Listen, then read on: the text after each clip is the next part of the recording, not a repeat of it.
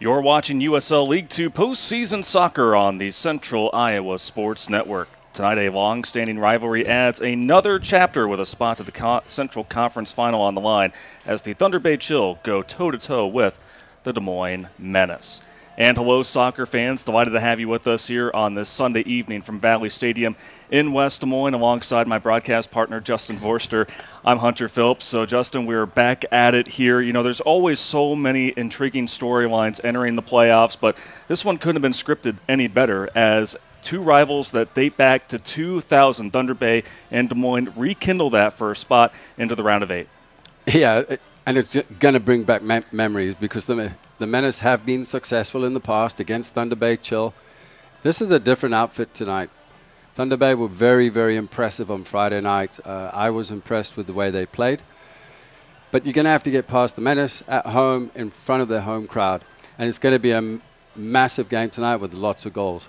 Yeah, and over 4,000 people were here at Valley Stadium and expecting a similar crowd here tonight for this one and what is the 70th all-time meeting between these two franchises. Let's go ahead and look at the bracket here in the USL League 2 playoffs, and specifically with the Central Conference. You see Des Moines taking down RKC, Third Coast 3-1, and then it took extra time for Thunder Bay to get past Ann Arbor. Chicago City easily getting past Cleveland, but right now having their hands full against Flint City, who had to have extra time of their own to defeat Fort Wayne. So it's getting down to it here as, again, we're in the round of 16 in the USL 2 playoffs. We'll go ahead and take our first break. When we come back, we'll take a look at Friday's matches to see how those our two teams tonight were able to punch their ticket here to the round of 16 on the Central Iowa Sports Network.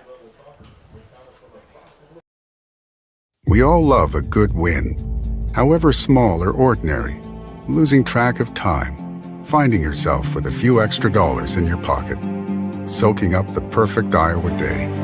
These are the everyday delights and small victories that make us smile. These are the moments that connect us all as Iowans. And these are the moments that, more often than not, start with Iowa's farm families and the corn they're growing. Because when corn grows Iowa, Iowans win. Ever have one of those awkward moments when a business disappointed you? You got ripped off? Didn't get what you expected? The Better Business Bureau can help you avoid these uncomfortable situations. BBB accredited businesses are honest, ethical, and reviewed annually by the BBB. Don't experience another awkward moment with a bad business. Trust the ones that operate with integrity. Look for the BBB seal. It's the sign of a better business. And find a better business anytime at bbb.org. Hi, this is Chris from Fireplace Superstore. Spring will be here soon, and our selection of patio furniture is fantastic, but it won't be that way forever. If you want to get furniture for your deck this summer, come see us now. All the best brands and the best selection. And if you want a special order for this summer, we still have time to do that. Come see us now, Fireplace Superstore, 109th and Douglas in Urbandale.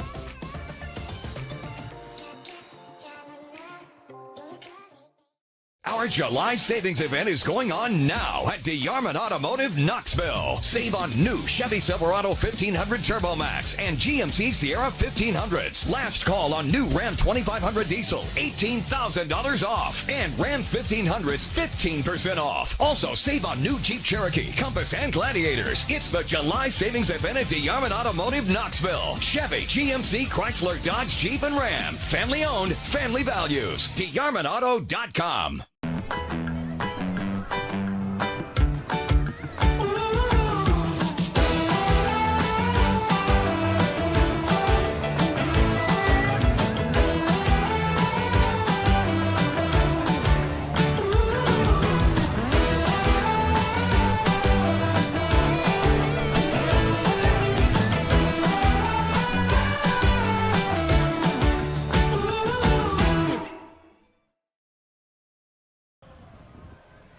Getting closer and closer to kickoff here on the Central Iowa Sports Network from Valley Stadium in West Des Moines.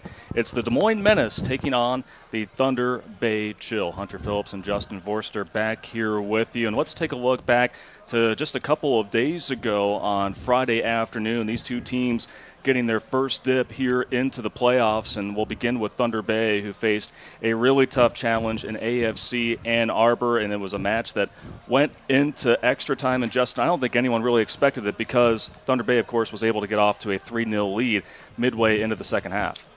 Yeah, and then made the changes in the 70th minute, allowing Ann Arbor back into the game to tie it up. But here you see Perry, who won't be starting today. He went off injured, but what a ball he played there to split the defense. And there was Jamie Wynn with a rebound off the goalkeeper Muller into the back of the net early in the game and within 10 minutes. But look at that split pass from Perry, and then the movement of the shoulders and into space, just into the wide area of the goalkeeper. And then the second goal, Jose Gonzalez made it 2-0 to Thunder Bay Chill, looking very comfortable at the time. And then you see this again, Gonzalez stepping in to win the ball. Plays the ball over the top. The defenders stopped, and look at that man, Jamie Wynn, to put Thunder Bay Chill 3-0 up. Look at that technique. To precision. Expect a lot from these two today, especially that man there wearing number 10. But then just like that, the switch was flipped. A 3-3 tie going into extra time. And this is what sealed it open off of the keeper's hands. Oh, just such a close play there on the line. And it was Hugo Tavares, the Rookie of the Year for Thunder Bay, that was able to finally get that leading goal in. But there was still time left for possibly Ann Arbor to maybe make things a little bit more interesting, as you see how Thunder Bay was so fired up. It was a grueling test for them, and they ended up getting another penalty kick as well from Brian Ananias there to go with a 5-3 victory. So they had to exert a lot of energy, Thunder Bay did. Meanwhile, for the Menace, they were able to take care of business against one of the newer teams in USL League 2 and RKC Third Coast, and the Menace didn't waste any time to get started. No, they didn't. They started off aggressively in the first half, with power, with speed. But look at this, Nev. Morgan going in, winning the ball there on the press, playing it out to Goldthorpe. Morgan's not starting today. Look at that Goldthorpe cross there, the Yorkshire Terrier pinpoint, and the timing of Garcia's movement to head that ball home. You have a look at this. Morgan, lovely ball into Goldthorpe. Goldthorpe, time and space to play that ball in just in behind the centre back. And look at that finish. Garcia with another goal. And here we see the chance of Vicente Valor.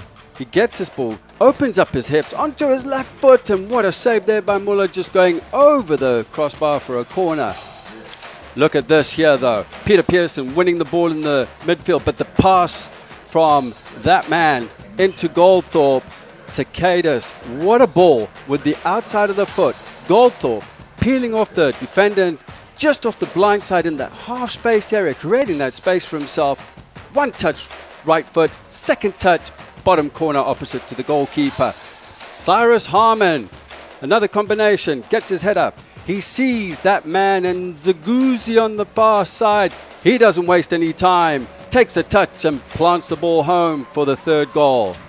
That was in stoppage time to be able to cement this one for the Menace in front of its home crowd. Nzagussi scoring in back-to-back matches. So that sets the table for what will no doubt be another intriguing chapter in this long-standing rivalry between the Des Moines Menace and the Thunder Bay Chill in the USL League 2 playoffs here in the round of 16. Both sides making their way out onto the pitch.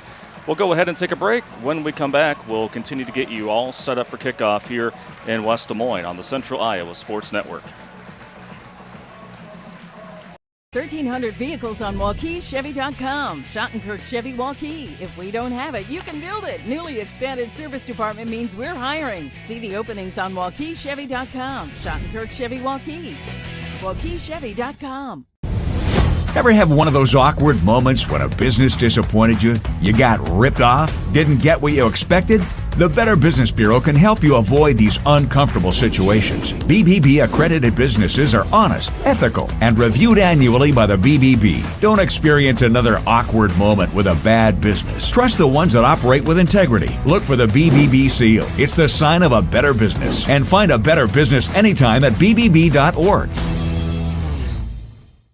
Free Godfather's Pizza begins with the download. Order through my new online ordering app and start earning free pizza and sides. It's easy. Download the Godfather's Pizza online ordering app today.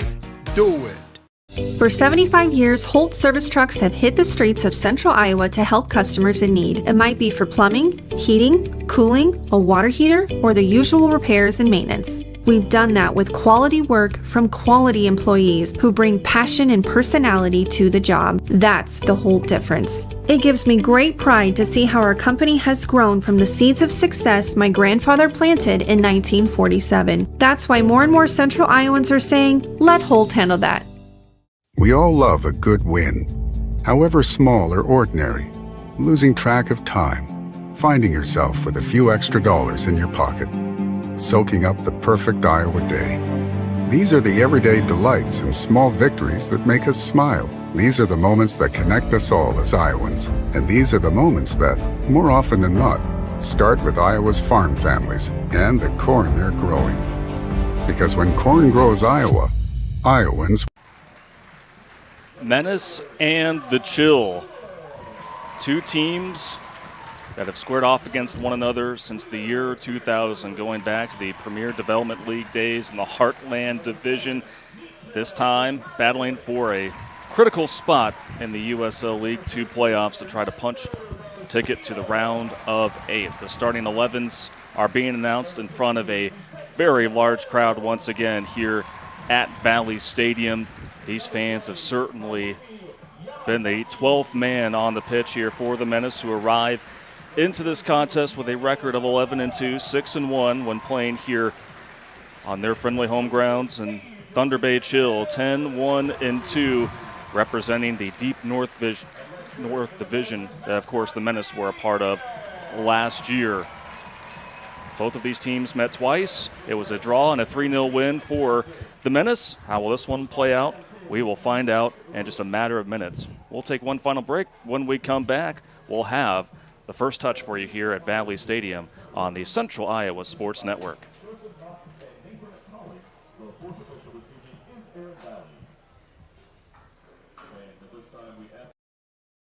We all love a good win, however small or ordinary.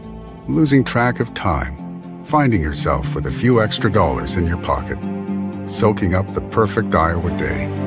These are the everyday delights and small victories that make us smile. These are the moments that connect us all as Iowans. And these are the moments that, more often than not, start with Iowa's farm families and the corn they're growing. Because when corn grows Iowa, Iowans win. Ever have one of those awkward moments when a business disappointed you? You got ripped off? Didn't get what you expected?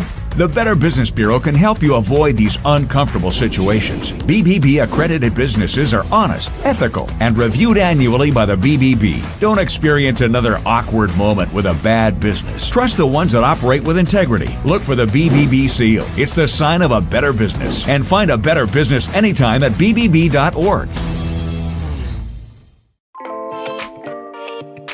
Hi, this is Chris from Fireplace Superstore. Spring will be here soon, and our selection of patio furniture is fantastic, but it won't be that way forever. If you want to get furniture for your deck this summer, come see us now. All the best brands and the best selection. And if you want a special order for this summer, we still have time to do that. Come see us now. Fireplace Superstore, 109th and Douglas in Urbandale.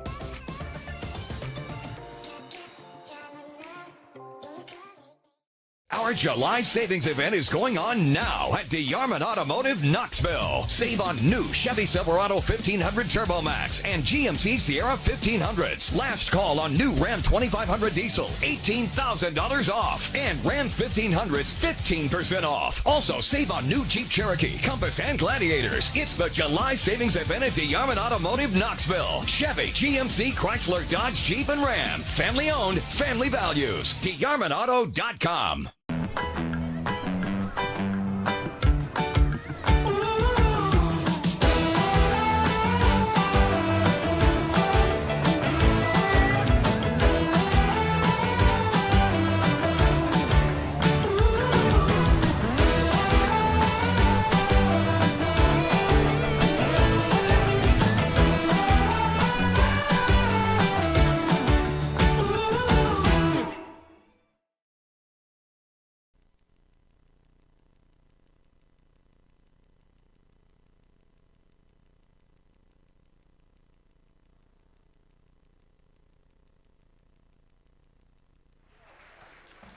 Des Moines and Thunder Bay And the USL League Two playoffs, round of 16.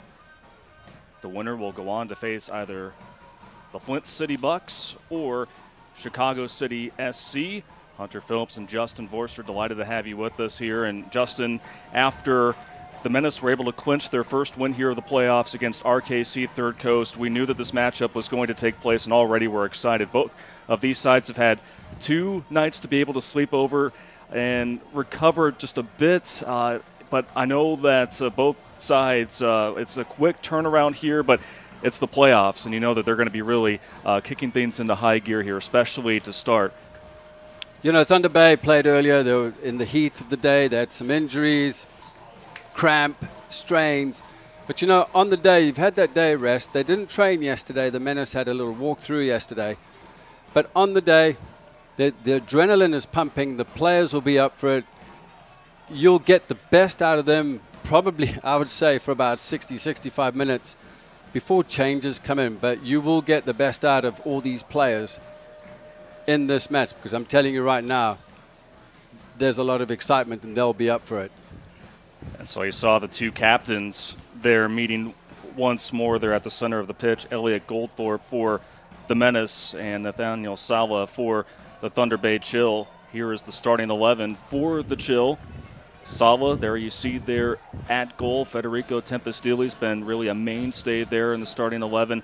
Just a few changes here for Thunder Bay. Marc-Louis Lure and Elliot Cutts are the newer members of the starting 11 for the Thunder Bay Chill.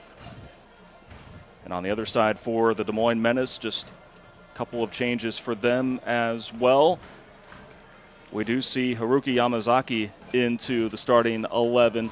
But you got to go with Corey Cupid and also Zarin Sewell. They've been so good in those center back roles. Adrian Gamiero also has been fantastic. Peter Pearson was the man of the match against RKC Third Coast. And there's that duo up front, and Elliot Goldthorpe and Fernando Garcia, and also some very good additions there on the bench in this one. You're going to have Lagos Kunga did not play in the last match, and bringing Kenshiro Yamaguchi also on as well. So has the makings to be, once again, another thrilling matchup in this long-standing rivalry. Yeah, and when you look at the lineups, Abdul Karim Perry was in the starting lineup until about an hour before kickoff, and that switch was made for Cutts to come in. So that'll be very interesting. Cutts, when he came in after 10 minutes on Friday night, was absolutely fantastic, with Jamie Wynn, who's a threat, and Jose Gonzalez, an absolute threat. The three of them, they have to be controlled early in the game by the back three of the Menace, with Corey Cupid, Rocha, and Sewell. Set the standard, put the tackles in early, let them know that you're there. And then obviously with Lure coming in for Julio Melo, I was really, really impressed with the way he played. Maybe he just needs a break, but Julio Melo is a player coming off the bench that is going to add to this Thunder Bay team as well. Sun's starting to set here on this Sunday evening, but it is still very warm here in central Iowa, 86 degrees. And mostly sunny skies here with a light breeze coming out of the north at 4 miles an hour. And we are off and running here, a round of 16 in the USL League Two playoffs. Thunder Bay in their road white and blue kits. The Des Moines Menace once more in their black and red home kits here at Valley Stadium. Thunder Bay started off with a back four, so just a slight change up. You've got Kafiro on the left-hand side, as he did the other night. And then at center backs, you've got Calzola and Pierre Leroux on the ball right now. And then on the far side, and that's going to interchange at times, you'll find Engels on the far side. As you can see, they're trying to tempt the Menace in here. Just the Menace are really well shaped up defensively, with Cicada stepping in, and then Goldthorpe on either side with Garcia. Very, very, very narrow in the half space area, so they can't play the ball through the middle, but rather horizontally across the back line. Calling it off, Ryan Troutman. back at goal for the Menace. Missed a few matches, but did play against RKC Third Coast on Friday. Oh, and a near misplay there from Nathaniel Sala, who is as solid as they come there between the pipes. He, the team captain.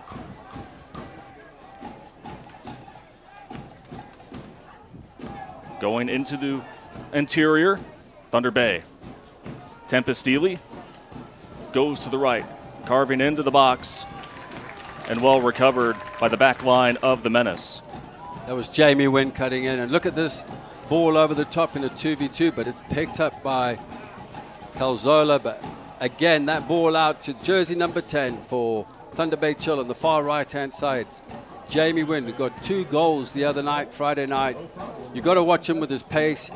He moves so swiftly and quickly. His actions were just 1 minute he's there and he's gone into that space and behind off the shoulders. You have to watch him there. He was dealt within the penalty area as he tried to roll the ball across his body, but there were enough numbers around him to deal with it. Jamie Wynn has 5 goals on the season for Thunder Bay from Dublin, Ireland. Thunder Bay back into Des Moines half. Headed out by Zarin Sewell. Hugo Tavares sends it out wide to Tempest-Ely. And that was Yamazaki trying to win the ball for the Menace, their far side. It will be a throw-in for Thunder Bay. You see how Lure just drops into the back line as the ball shifted round to the far side with Engels, and then on our near side, Kafiro just tucks into the midfield to assist Tavares, who had a fantastic game the other day, the Canadian under-20 international. Very good ball here to Elliott Cutts in the starting 11. But then that was Pearson right there, able to thwart any kind of attempt there in the 18-yard box. And now here is Michel Segatis. First touch tonight for Elliot Goldthorpe, a trio of chills surrounding the top goal scorer and captain for the Menace.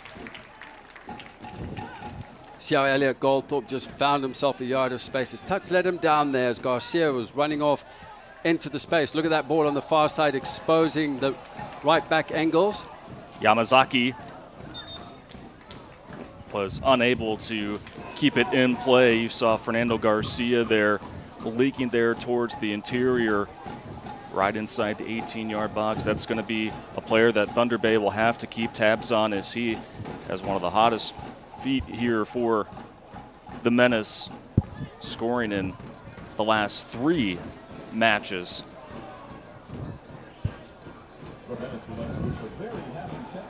The only player today not starting in the lineup, the only change for the Menace is Yamazaki coming in for Nev Morgan. Nev Morgan is fit. He'll come in off the bench. He'll be an impact player when he does. Morgan scored a goal in the last meeting between these two teams back in July of last year. Gamiero gets dispossessed by Kafiro, who really was impressive in their opener against AFC Ann Arbor. Did not take a single break. They're shifting from the center back role oftentimes to the midfield role. Kafiro, a 6'1" defender out of Ottawa, Canada. Here is Goldthorpe, splits it through and just over the bar. And that's Goldthorpe for you, just finding space and awareness just off the shoulders of the defenders. They have to watch him on the swivel, but look at this again. The ball played in, Yamazaki caught the back line napping, and there was Goldthorpe just getting his foot to it as Salah did enough just to come out and put him off. But that's where the back line was. Calzola and LaRue were just standing still. None of them went for the ball. They didn't drop, didn't cover the space. They have to be aware of that, because the Menace will do that every single time. They will even try and turn you so you defend running to goal. A rare lapse in judgment by those two. Again, coming into the playoffs. It's a misplay here. Elliott Cutts with the shot, and it goes off the left bar. Boy, a sigh of relief for the Menace. Elliott Cutts, point-blank range, could have easily tallied the first goal here on the night. I'm just concerned about the recovery runs. Corey Cupid didn't tuck in as soon as that ball was given away, and Vicente Valor was calling for him to get back as well. Ziron Sewell caught square as Cuts cut in onto his right foot. Gaping goal in front of him, but it was that last man, Troutman, coming off the post. So within the first 7 minutes, both teams very close to netting the first goal of the match. And we are just getting started here. Vicente Valor back to Cupid. And it's intercepted by Thunder Bay, who work it past the midline. Tempestili. Good ball in to Gonzalez. That's going to be waved off. So I spoke about that earlier on. Tempestili getting the ball, running at you, and then the spin out from Jamie Wynn. As we look at this again, Corey Cupid giving the ball away, intercepted here, a little bit casual, as Cuts just cuts in onto his right foot, and that was enough from Troutman, getting his hand to it. It was a little bit casual from Corey Cupid. He's got to hit the weight of the pass. Ziron Sewell got caught square. Calzoa able to hold off Garcia, who was really putting pressure on Nathaniel Sala. Yamazaki trying to win the ball. Yamazaki did really well there. Goldthorpe getting it. Lure just coming in and poking that ball away between his legs. But the Menace still maintaining possession. This is the start I thought it would be, Hunter. End to end. Really good chances for both sides. Sewell from the back. Channels to Gamiero, who will then cut to the interior. Yamazaki will try to set the table here. Yamazaki has a shot that is deflected by Thunder Bay. Coming up is Pearson. Yamazaki cutting in onto his right foot, opting for the shot. He had Cicadas in there, you had Garcia, you had Elliot Goldthorpe all making runs. Looks like Gonzalez has gone down, possibly from that last run that he went on.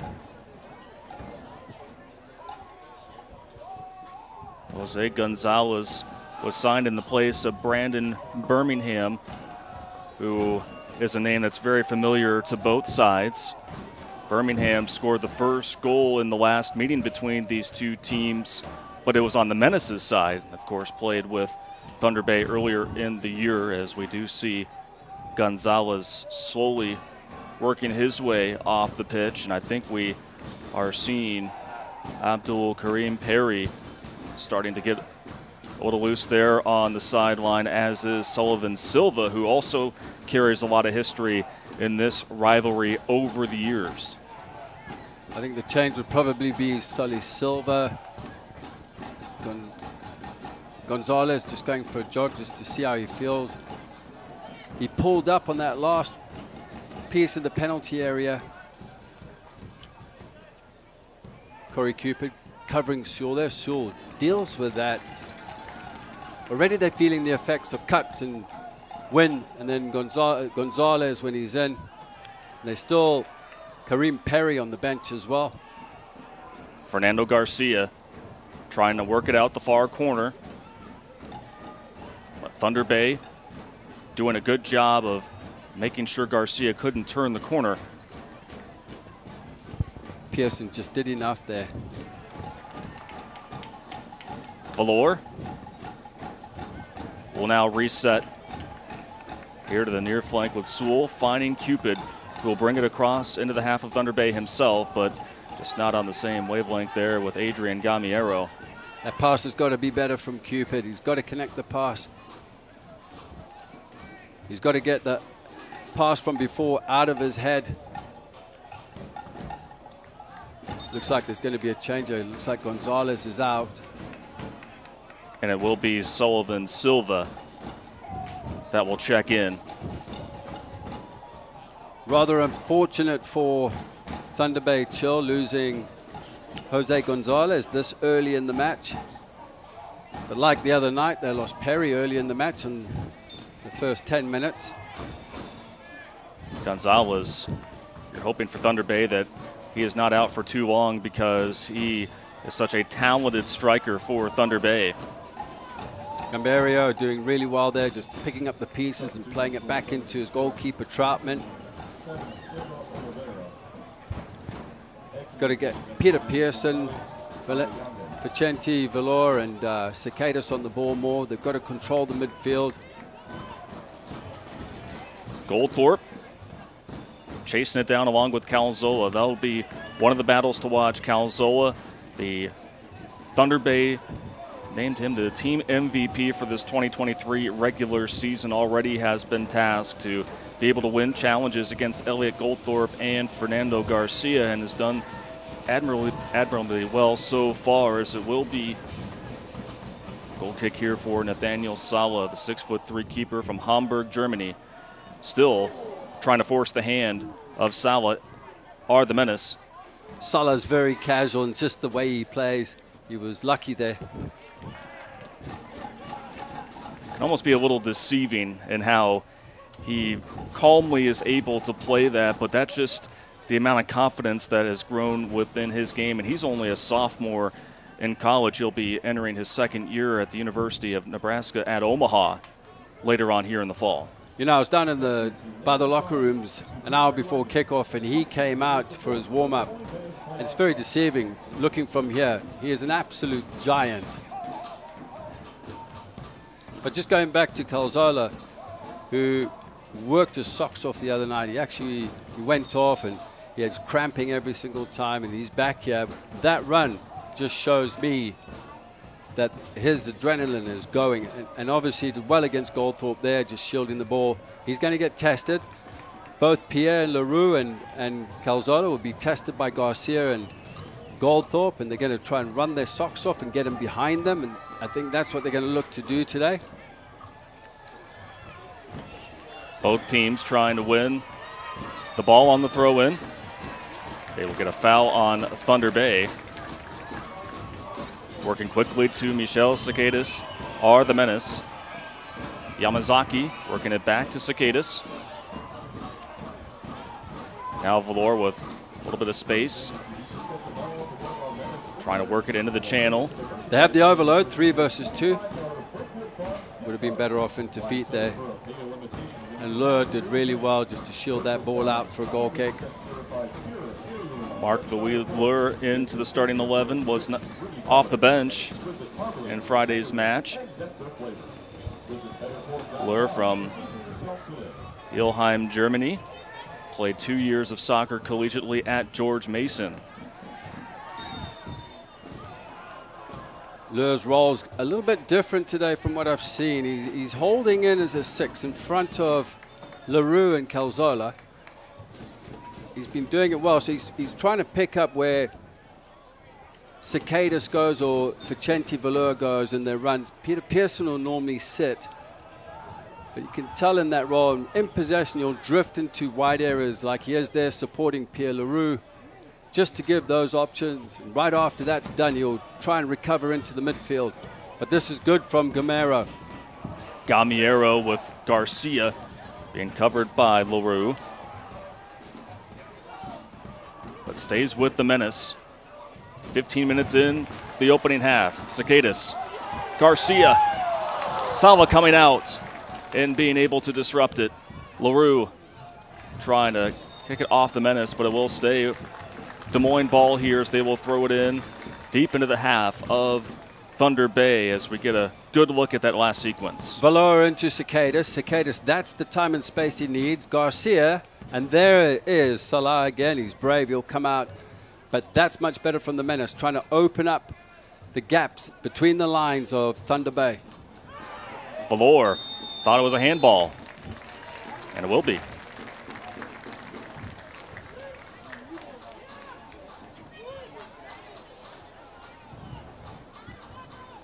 So that'll set up a free kick here for the Menace, and it will be Elliot Goldthorpe. First set piece for either team here to start. Goldthorpe had not only a goal but an assist on Friday against RKC Third Coast. And this is his area. This is his distance where he likes to whip it in with his right foot. He's lethal from here.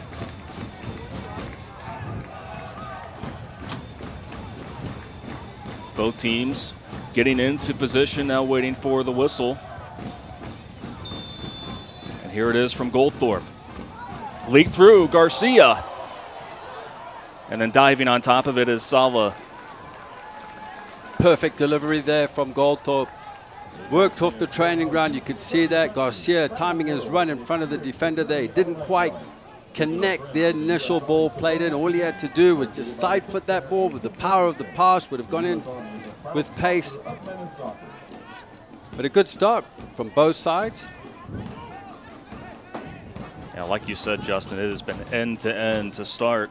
And what we certainly expected. Again, the 70th all-time meeting between these two storied franchises. Menace leading the all-time series 36, 26, and 7. And in the two meetings last year, which ended a 2-year hiatus, a 3-0 win for the Menace up in Thunder Bay. And the last meeting took place here at Valley Stadium, which was a 2-2 draw. It's always been a feisty rivalry as well. There's been red cards in the past. And both fan bases also recognize just the rich tradition and history that both present, and they always don't disappoint here when playing on the pitch. Goldthorpe. He's offside again. Just by a yard, but did you see that? What a tackle there in the midfield from Valor. And then the pass into Goldthorpe as he quickly peeled off the shoulder of LaRue. Just moving into an offside position. But then there was the recovery of Lure coming in just to cover that. So that's just the determination that's offered. So a throw in here for Thunder Bay. So they try to work it back into the opposing half. Both teams with a shot on goal. That got right near the bar. Near post for Thunder Bay and above the crossbar for the Menace. Menace are going to have to watch those runs from the midfield. Tempestili making that run and just laying the ball off into Sully Silva. But you'll find Tempestili and Tavares will make those runs. I see Tempestili is playing a little bit higher up the field and Tavares just in behind. Tavares will be the 8 up and down. Peter Pearson will play it back to Ryan Troutman. Pearson, 5'7" midfielder from Virginia Beach, Virginia. It's a long history with the Menace. Went back to 2018. And back in the fold here in the summer of 2023. So he, like many others here on the pitch on both sides, know what this rivalry means. Kafiro was the one to win it. And now tracking in. Here is Marc-Louis Lure. Just got to watch out of your picture. Jamie Wynn just working off the shoulder of Sewell. He's looking for it, waiting for that moment. As long as they keep Kafiro's head down here so he can't play that long ball, make him go back into Pierre Leroux.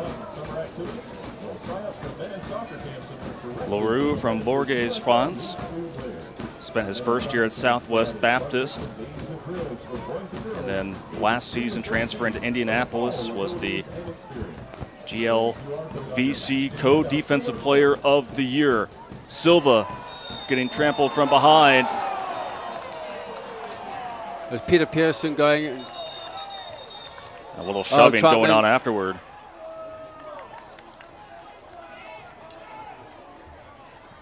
So tension's already rising here in the early onset as we look at that. Sully Silva with the ball here on the spin, playing it into Jamie Wynn. Wynn back into Sully, and a tackle from behind there. I believe it was Peter Pearson.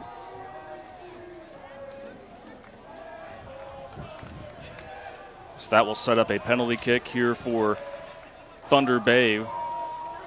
They were 2 for 2 against AFC Ann Arbor on Friday. And it looks like Tavares is going to take this. Friday, Gonzalez took one, and Ignatius took one. And now Tavares. Hugo Tavares from Porto, Portugal, member of the 2022 Canadian U20 CONCACAF qualifying team, looking to put Thunder Bay on top first. As Des Moines Society and the Red Army to deal with behind him, as well as the noise from all the Menace faithful here at Valley Stadium.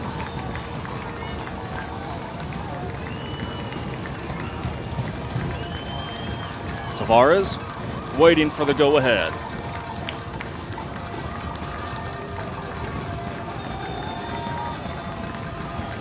Tavares takes a deep breath, unloads, and it's stopped by Troutman.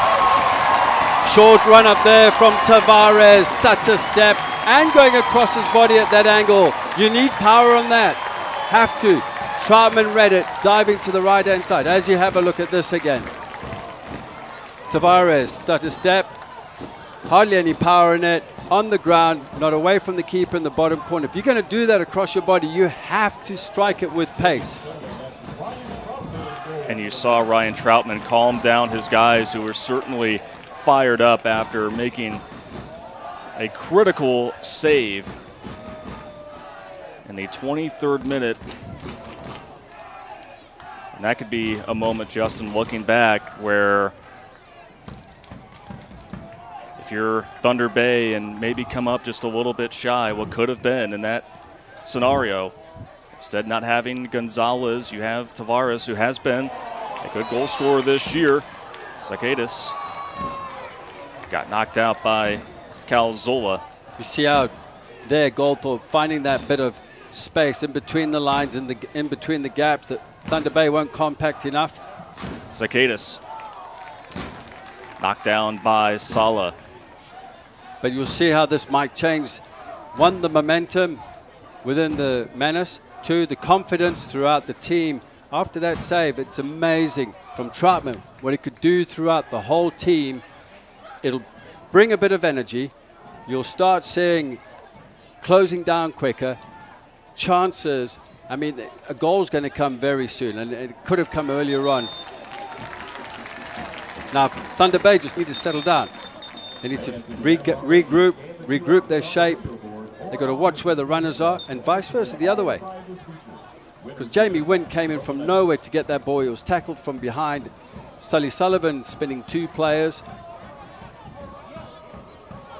Menace back to work with Goldthorpe, who has plenty of space here beginning along the far end. Goldthorpe trying to split it through ball to Garcia. The recovery from Cafiro to help out. Gamiero getting past one, sprinting. Gamiero looking for the cross.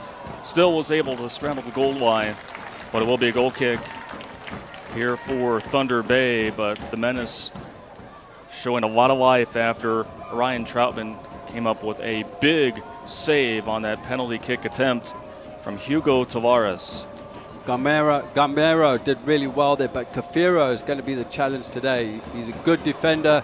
He'll close you down. He'll recover. He's very athletic. He'll get his body in his way. They're just enough so that, one, you can't get the delivery in. Good exchange between Tempestili and Silva, but then sent the other direction by the Menace. A line of two and a line of three there. So you got the 5 versus 3. So there's the overload with Thunder Bay picking up the second ball. Long ball looking for cuts. Sewell remains with Thunder Bay. Cafiro back to Cuts. Nifty ball into Tempestili. Oh, and how about the recovery? The technician that is Vincenti Valor to just swipe that away. Vincenti Valor just showing a bit of experience there. Great technique and awareness on the turn to play the ball out the back with confidence and no panic. Tempestili was on him, nearly had it. He had numbers in the box as well. Menace need to be patient there. Cafiro's reading it.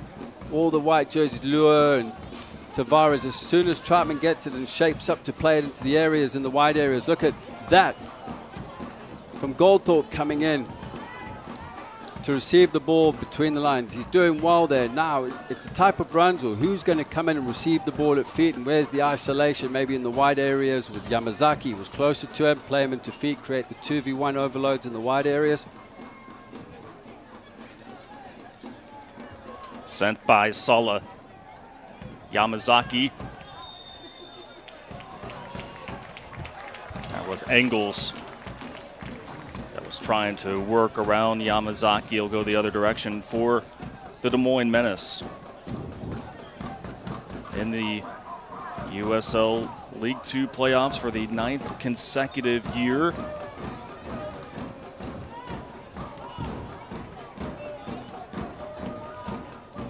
Fell to Flint City Bucks in the Central Conference final last year. Hoping to get a immediate pressure there on Cicadas from Tempestili. Look at the shape now. That's great skill there from Valor. Hoping to get a quality result tonight, the Menace, but LaRue has been so well there, and that back line knocks it free from Vicente Valor. Peter Pearson's now dropped into a holding position in that central area. They've got to be careful because the passing lanes are on into Sully Sullivan and Jamie Wynn. You don't want to get Jamie Wynn on the half turn running at you. Well, I just got word from our producer, Randy Nielsen, that Flint City has gone on to defeat Chicago City SC 2-0. So the Heartland Division champions see their season come to an end. At their first loss of the season, and it comes in the playoffs. And speaking of a unbeaten streak, that is what Thunder Bay has. 11 matches where they have gone unbeaten. Trying to carry that here as some contact is made above the box, but both were challenging. And the officials let it play on as Sewell is down for the Menace. Here as we are approaching the 30-minute mark, and with the temperature standing where it is right now, we'll have a hydration break, but the owner of the Des Moines Menace, Kyle Kraus, is giving his lads a early hydration break there from the sidelines, and hopefully Sewell is all right because he's been playing some phenomenal soccer here in the last 2 to 3 matches.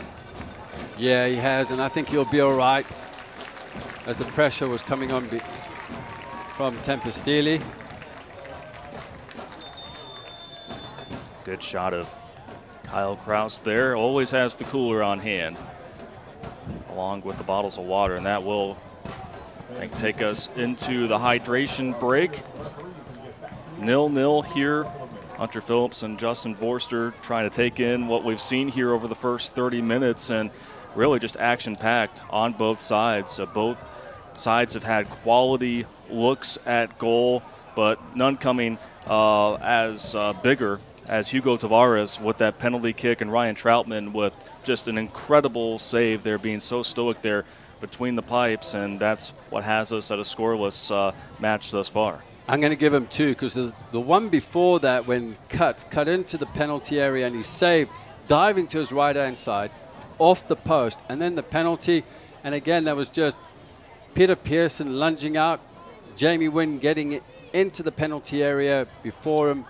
It was just a rash of blood to the head and taking him out for a penalty. But again, Troutman coming up big, reading Tavares. Didn't get enough power, but to his right-hand side again and saving it. And then on the other end, Garcia had that chance. Great save from Salah. It's been end-to-end. And I can see what Thunder Bay are trying to do, and they've studied, obviously, what the Menace have been doing, especially from the last game. And they're pressing in certain areas, especially in the midfield. Valor and Cicadas and Pearson, just so they don't get time on the ball. And they're inverting, so you see Jamie Wynn drop in and inverted into more the half space central area, and same with cuts on the other side, but they rotate it around. It's the nearest player that does it. And so I think the Menace are lucky right now. Very lucky. They've got to get themselves together, get composed, maybe just put the foot on the ball. And also they don't, in possession, especially in their build-ups in the half. Yeah, the midfield line are playing close together, but you've got Yamazaki wide on the left, you've got Gambiero on the right, is maybe push Valor up higher, and also Cicadas up higher in the half spaces, and then just play with Garcia more as a central area, and then look to build from there, because at times it's 4v1 or it's 4 versus 2, and they, in transition, Thunder Bay, they drop into a back 4 very quickly, and when they attack, they move into that back 3, asymmetrical. So I gave both sides a chance to be able to talk things over what they saw there in the first 30 minutes. Goldthorpe off the long ball. Just off to the left, but Goldthorpe not wasting a moment there to try to get something off. And we spoke about that before with the ball, long ball played in behind. Pierre Leroux and his counter centre back, Calzola, don't really like to deal with that. As you could see there again, Elliot Goldthorpe getting in behind. It's just a miscommunication as well between the two. Wide pass by Thunder Bay, picked off by Gamiero, but there is Moses Cafiro. Gamiero wanted a better ball than that, though, from Garcia. Elliott cuts. We'll work it back to Hugo Tavares. And now here is Calzola.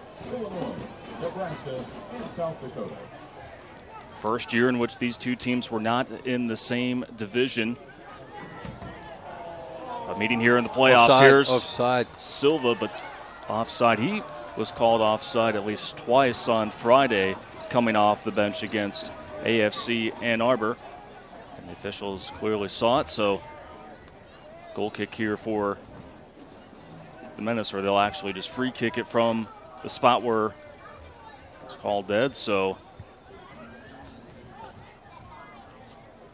Tavares, again, receiving the ball deep on the dribble. He creates the space for himself. He's aware of where Tempestili was. As he creates and he dribbles into the left side, nobody's put in a challenge. He's able to play that ball into Tempestili, who knows where the movement of Silva's going, and the ball's played in. Luckily, he was offside. Yamazaki. Garcia was in the vicinity, but it lands right at the hands of Nathaniel Sala. Good idea there from Yamazaki, cutting in onto his right, and Garcia just getting in front of Calzola. Sala likes to play under pressure in his penalty area. Seems to be where he is most comfortable.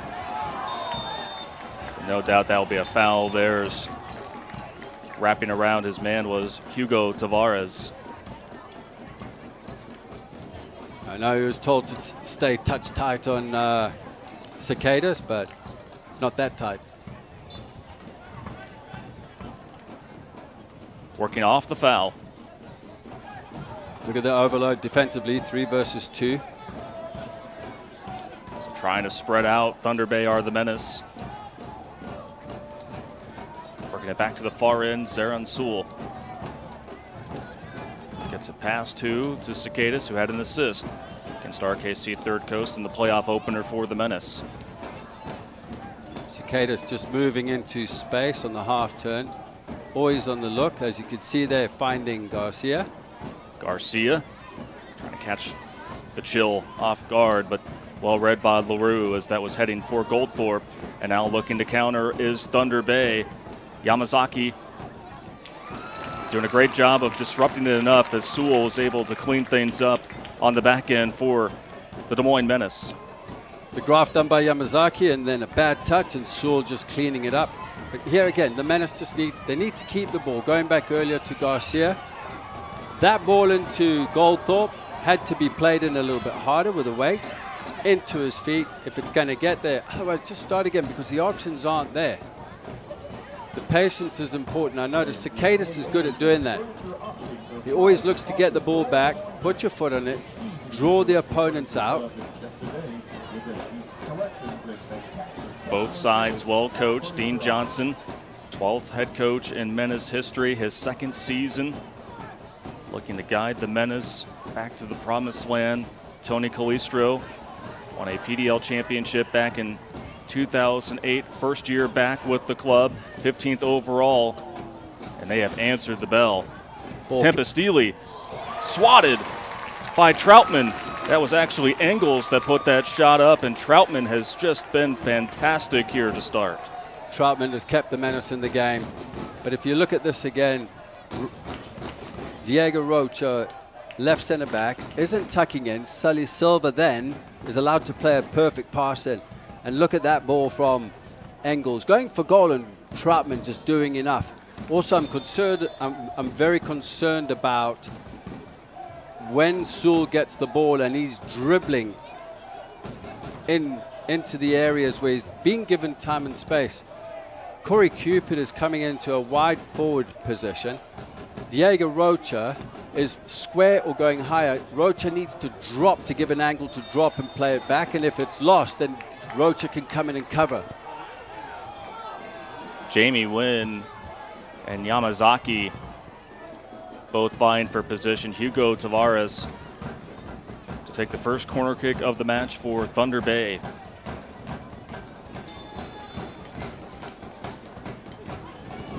Outswinger. Harbar for LaRue. And last off of Thunder Bay. So after that set piece, we'll go back to Des Moines. Jamie Wynn just being a menace there in front of the keeper and just holding there. As that ball's played in, LaRue's peeling off to the far post. Jamie Wynn peels off and away into the space, and they're looking for that ball across from LaRue. Didn't work out there, but you can see it's off the training field. A menace to the menace. I see what you're doing there. A menace to the menace. Wynn has been brilliant here this season and brings some unique experience with them here to Thunder Bay and to the playoffs. That's much better from the Menace, securing possession, winning it, playing quick one-touch passes. Valor working from the interior. Out to Diego Rocha. Came off the bench for the Menace in their first playoff match.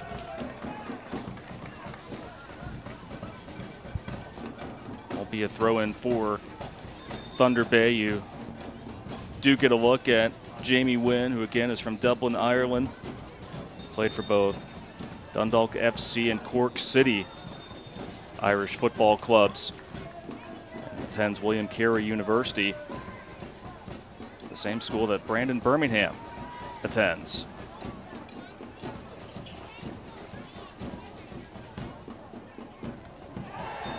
Tough challenge there by Sewell with Sullivan. Sewell just smashing into the back of Sullivan. He's going to get us talking to. Just getting a warning there. But absolutely went into the back of Sullivan. Sully Silva, 35 years old. Experienced player. Been a common fixture with this club, the native of Goiânia, Brazil.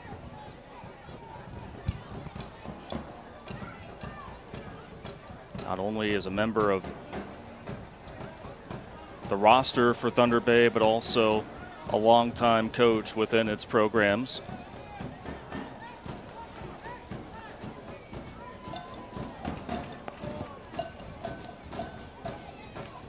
So Tavares will take the free kick, launches it up. Corey Cupid just managing to get his head there, did enough. Tempest-Ely now in the box trying to clear it, are the Menace. And once again, that is Cupid showing off his athleticism.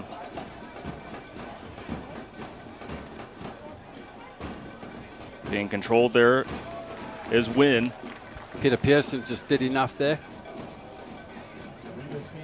Didn't dive in, kept his ground. Wynn with a bit of skill, looking to take Pearson on down the line.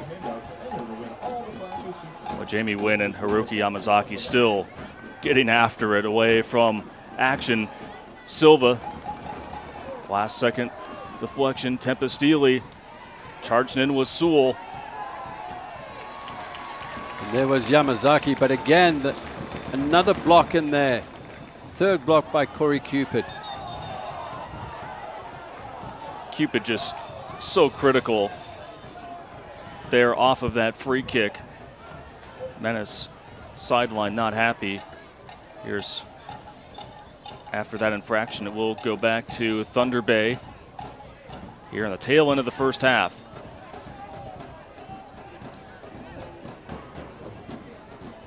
You can see both sidelines are throwing their hands up in the air, just voicing their opinions. Again, only one half in, and you know things were going to be just a tad heated between these two longtime foes from the Heartland Division. They're such big names in this series, going back to 2000. See how the press comes in there as soon as the ball's thrown in. Valeur, there were 4 white jerseys around them. Gambio couldn't get it through. But it's just how Thunder Bay are set up here. As soon as the ball's played, they've got numbers round the ball. In the midfield, Tempestili and Tavares, and that man on the ball now, Lure. Pretty reminiscent of what we saw from them in the first half and then the first 20 minutes of the second half against AFC Ann Arbor. Just clipped away by Cupid. It will be a throw-in for Moses Kafiro.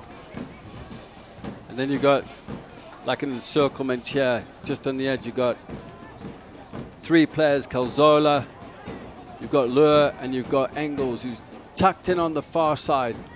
For anything that's played out, they can be first there, and they're within 10, 12 yards to press. Pretty decent ball there from Kafiro, trying to link with Silva there along the far post, but just glances off to the right. So that'll allow the Menace to be able to work a little bit further into the middle of the pitch.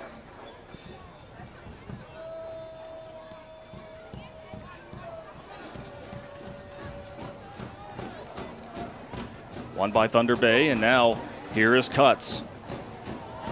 Works it out to Jamie Wynn.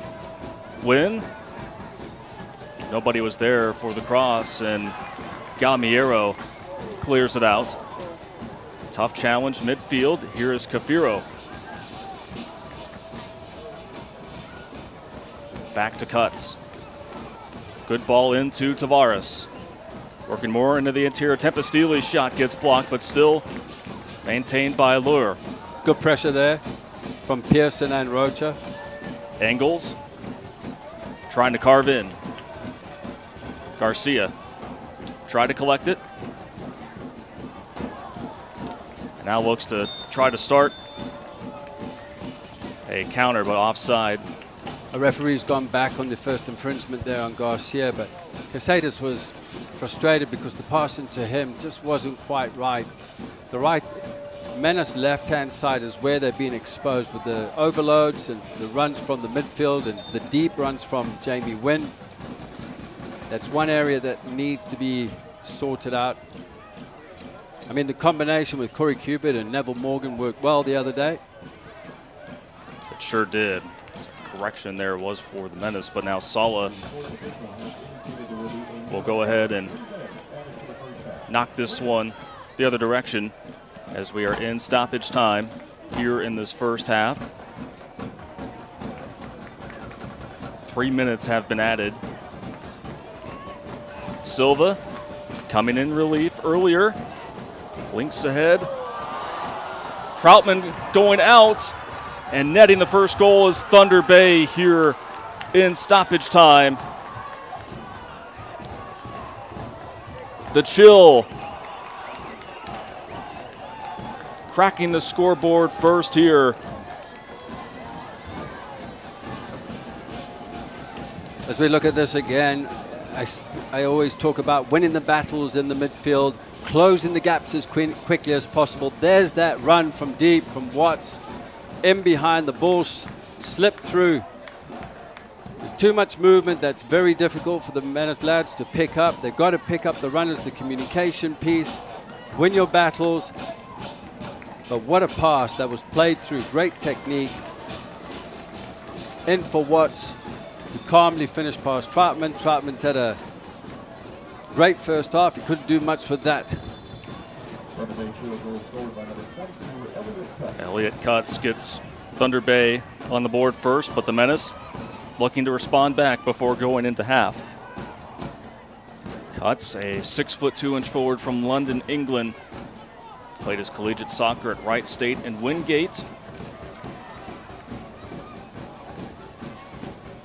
He is on the same coaching staff at Longwood University as assistant coach for Thunder Bay, Sean Pierce.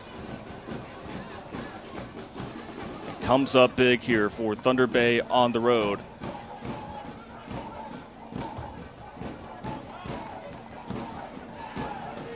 See how the Menace try to respond here. Was not a clean tackle by Tempest Steely. Sets up shop here for the Menace. This would be a great opportunity for the Menace right before half-time. There's probably about a minute left of added time. But you see there how Thunder Bay, as soon as they lose possession, 3 players, they're in your face. They're trying to win the ball. That aggression has paid off here thus far.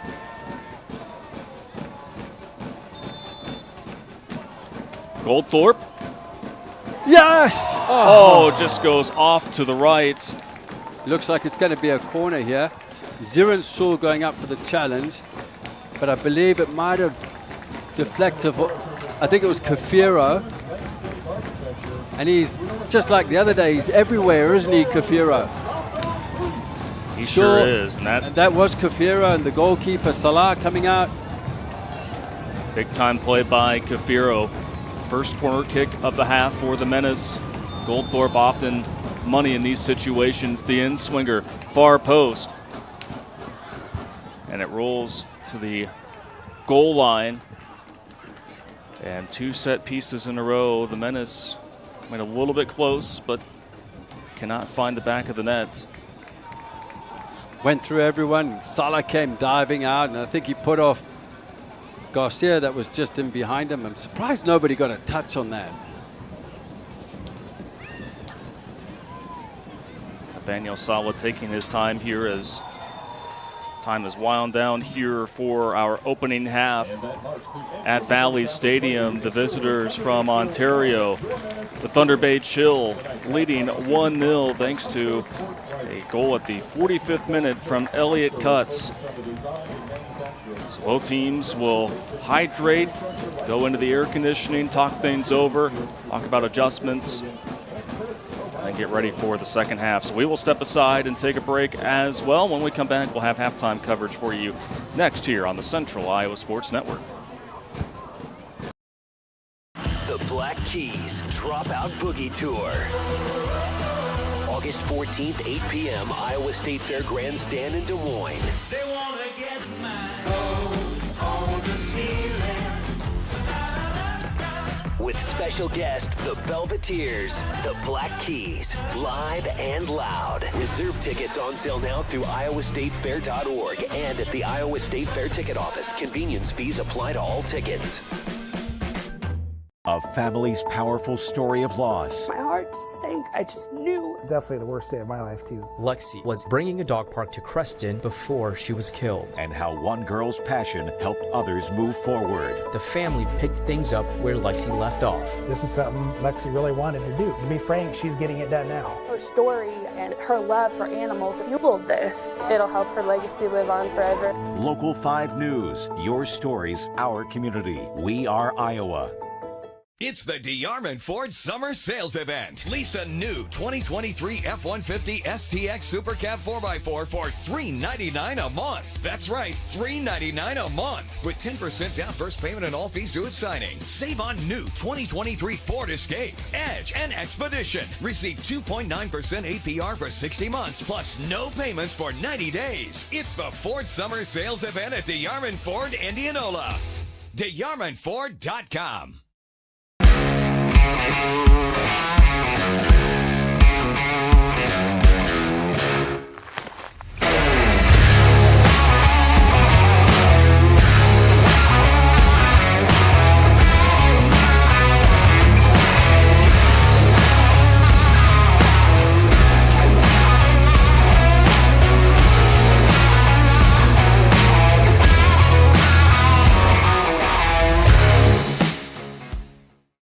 The Chicken in Orilla is a classic roadhouse joint serving chicken any way you want. All hand-cut, hand-breaded, and 100% satisfying. Chicken, just like your mama used to make. Bring the whole fam for all their favorites, and chicken so good you'll know why we could only call ourselves the Chicken. In the middle of nowhere, but just minutes from everywhere.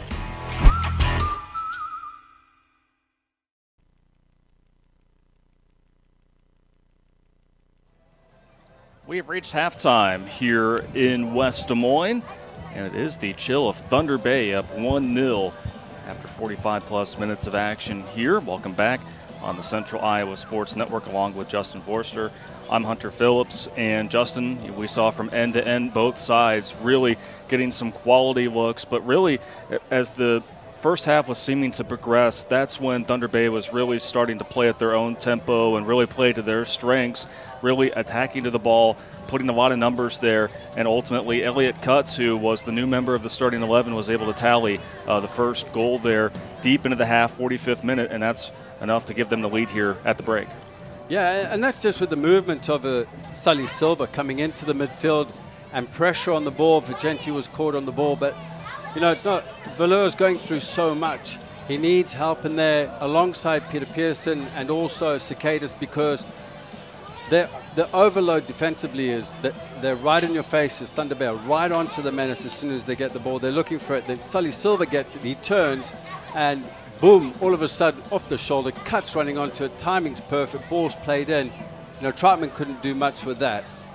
Well, and as we know, coming in for Jose Gonzalez, who was a little hurt there in the beginning of the half, that was Sullivan Silva, who really showed his experience and how that was able to pay off both on the ball and off the ball as well. So again, it is a 1-0 lead for the Thunder Bay Chill here against the Des Moines Menace. We'll step aside and take a break. When we come back, we'll have first half highlights for you next here on the Central Iowa Sports Network.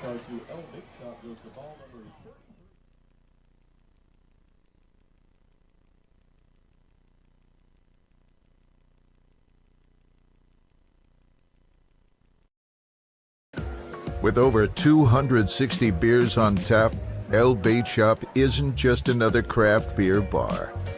It's the best. Beer lovers know El Bait Shop, 200 Southwest 2nd, Des Moines. Missing a quality home-cooked meal? The kind Mom used to make? Lucky for you, we found her recipe book. Welcome to the High Life. Welcome to the Champagne of Bars. When I think about the mini pitch initiative, I think about creating equal access to allow youth to have confidence in themselves, to develop teamwork. For me, sports were always a huge part of my life, and I want other people to have that same experience that I did. When you revitalize space in the community, you're able to allow people to come together. We've worked really hard with the U.S. Soccer Foundation over the past couple years and bringing pitches all over the country. We're really proud of being able to create spaces for kids to play and grow. At the end of the day, soccer is just a conduit. It's allowing kids to develop and giving them the tools that they need for life. That's what soccer means to me.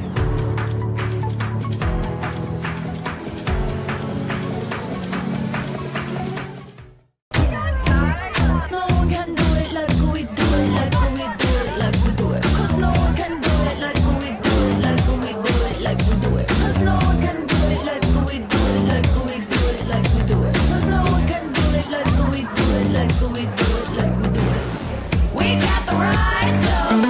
If you want it, you gotta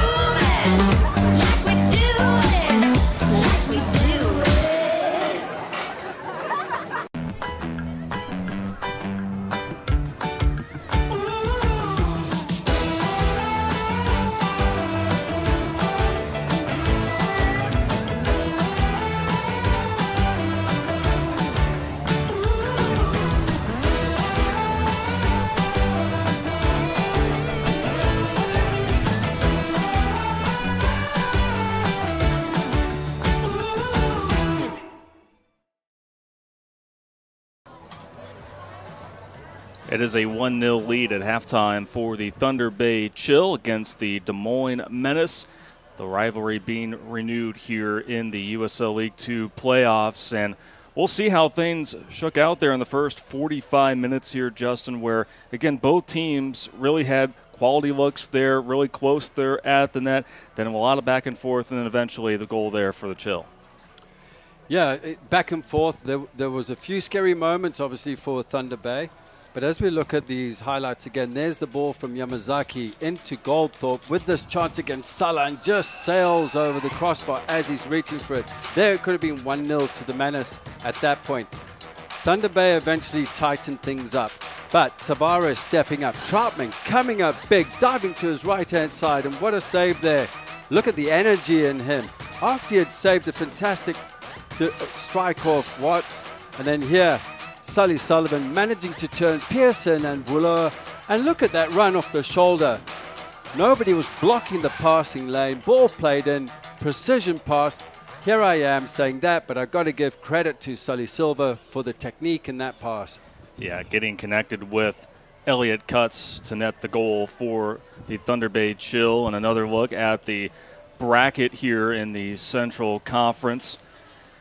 It was Flint City that was able to knock off Chicago City, so they have punched their ticket to the conference final.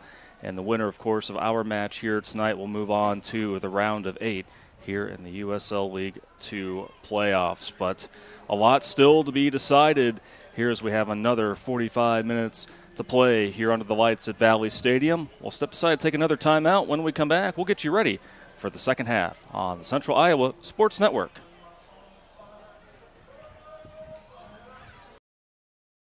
The Black Keys Dropout Boogie Tour. August 14th, 8 p.m., Iowa State Fair Grandstand in Des Moines. They want to get my gold on the ceiling. With special guest, the Velveteers, the Black Keys, live and loud. Reserve tickets on sale now through iowastatefair.org and at the Iowa State Fair ticket office. Convenience fees apply to all tickets.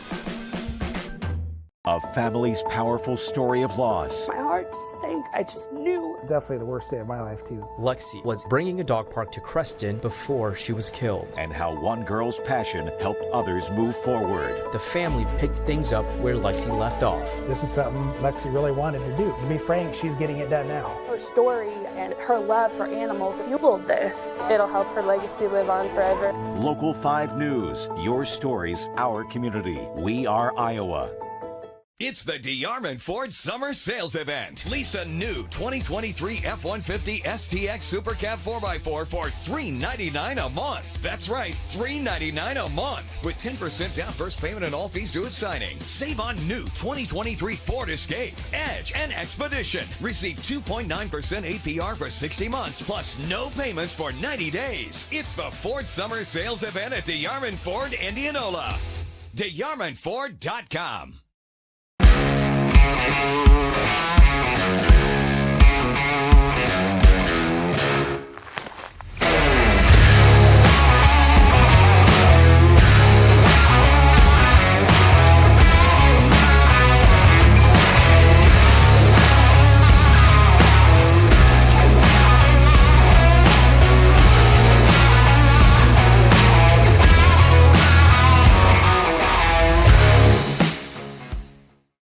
The Chicken in Orilla is a classic roadhouse joint serving chicken any way you want.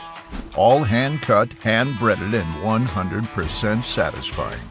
Chicken, just like your mama used to make. Bring the whole fam for all their favorites, and chicken so good you'll know why we could only call ourselves the Chicken. In the middle of nowhere, but just minutes from everywhere.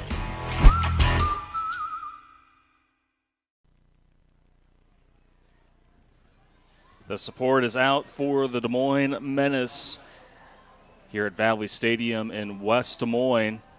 1-0, though, the lead for the visitors, the Thunder Bay Chill. Here as we're about ready for the second half to get underway once again. Hunter Phillips along with Justin Forster. Delighted to have you with us here on this Sunday evening. A hot but also a very beautiful evening for playoff football here in Central Iowa. And so We saw the Menace come out rather early here as we still have a couple minutes before we'll be back underway for the second half. So for you, beginning with the Menace trailing 1-0, haven't really trailed that often at halftime here this season. What you think the message was in the locker room to them, but for Thunder Bay, having to exert a lot there in extra time and that 5-3 win against Ann Arbor, they have to be pleased with how they were really able to dictate things there in the latter portion of the first half and looking to, again, play spoiler here on the road. Yeah, I'm sure the Menace players got, in words I cannot mention here, a right rollicking in the locker room from Adam Kay and Dean Johnson. They've come off second best. Whenever they've had the ball, the head's been down, they haven't been able to play it, they're making decisions after. The awareness is just, it's not the same. They're not getting their heads on the swivel. But that's also to Thunder Bay. The work they're putting in the first half has been unbelievable. They're closing down them, especially in the midfield with Pearson, Valor, and Cicadas. They're not allowed to play. They've been pressed right away. But then as soon as the ball's won in transition, Thunder Bay's players find pockets of space one in the central area supporting angles and then higher up the field to create space in between the lines. And this is something hopefully that's been noticed with the staff and the players. I see Nev Morgan has come into the game, and this will be very interesting to see. I think in place of Adrian Gamiero. Yeah, it looks like it. On that one, Hunter, I thought he would come in. Gambiero was... Kafiro actually did a really good job in Gambiero. Really good job. Gambiero normally has a lot of freedom on the right-hand side. This time he wasn't. There was always an overload. 2 versus 1 against him, or 3 versus 2. His support didn't come in quick enough into those half-space areas, and this is what I'm talking about. Make just positional play when the ball is in certain areas of the field and when it's circulated. How's the movement of the players? And that's what needs to be effective. If you're going to move into space, you don't walk, you don't jog, you run, you sprint. Because the season is on the line here tonight, and it appears as though there are no new changes to the 11 out there for Thunder Bay. I think they're really happy with the way they're playing. No need to make any changes or adjustments. I think they might make some later on. I don't think they'll make 3 or 4 at once this time round. Well, just the one change out of necessity, though, was bringing in Sullivan Silva in place for Jose Gonzalez, who left for injury. And he certainly had a big impact. There is Sullivan Silva. The Brazilian will get the second half underway for Thunder Bay, who has the opening touch here in the second half, again in the white and blue road kits. And for the Menace, their red and black home kits here in the round of 16 in the USL League 2 playoffs. Garcia challenging Sala, who is unfazed by any opposition right in front of him there. Kafiro. Neville Morgan has come onto our near side here on the left. Yamazaki, who was playing on the left as a wing back in the first half, has moved to the right-hand side as Gambiero has made way. Morgan from Savannah Lamar, Jamaica. And scored a goal in the last meeting against Thunder Bay last year, so he knows how tough these matches are against the Chill. So looking at this here, just out of your pictures, the ball's on this side here, and the Menace have possession. On the far side, Corey Cooper can come inside inverted as Sully Silva's moved into the space. Just then, so if the ball's won and it is played into him, he's closer to win it. Also, he's closer to break into the space in possession if it's circulated. Cuts.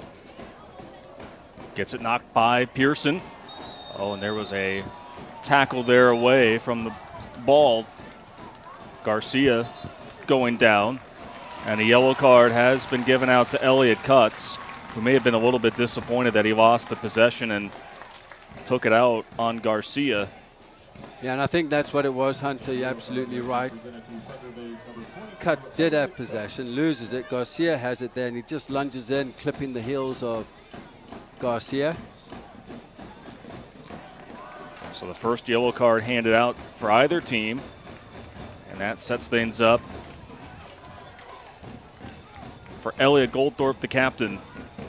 Tallied one of 3 goals for the Menace in their first round playoff victory over RKC Third Coast. Looking to place this ball at the right spot. And swinger clipped over just to the right. And swinger, dangerous ball from Goldthorpe. The runs were right. Ball was flicked on initially, I believe, from Sewell, and then on the far post, just lunging out with his right foot was Corey Cupid. Just didn't quite get enough on it. You look at the setup out the back here with the spare man on our near side here with Ingles, and this is how they're breaking through. Goldthorpe probably needs to drop off a bit deeper and cut out that angle. They're able to play that ball in and get him behind us on the wide areas because we're only pressing with 2. If we press with 3, then we can get that right and just drop off. Calzola for Thunder Bay. Cuts, having to change direction. Lets that one roll out of play.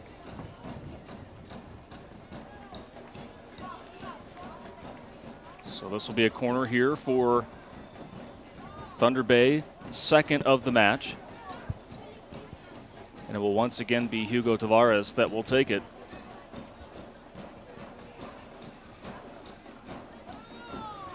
Closest one in the box. Now to the near post is the in-swinger. There, that was Cicadas with the clearance. Brilliant header.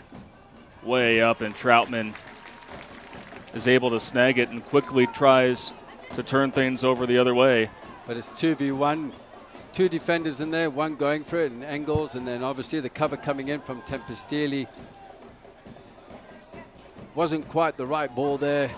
Troutman must look for it if Elliot Goldthorpe's 1v1. First played off of Jamie Wynn. Brushed away by Cupid. See how that ball's played into feet there. Sully Silva laying it off as Jamie Wynn peels in front. Jamie Wynn looking for the second ball. That movement is so thorough with Thunder Bay. It's telepathic. They all know, each and every one of them know when to drop into the space, when to peel out, when to turn and receive on the half turn. Wynn. Quickly over to Tempestili. Engels. Trying to keep it in play, but is unable to do so.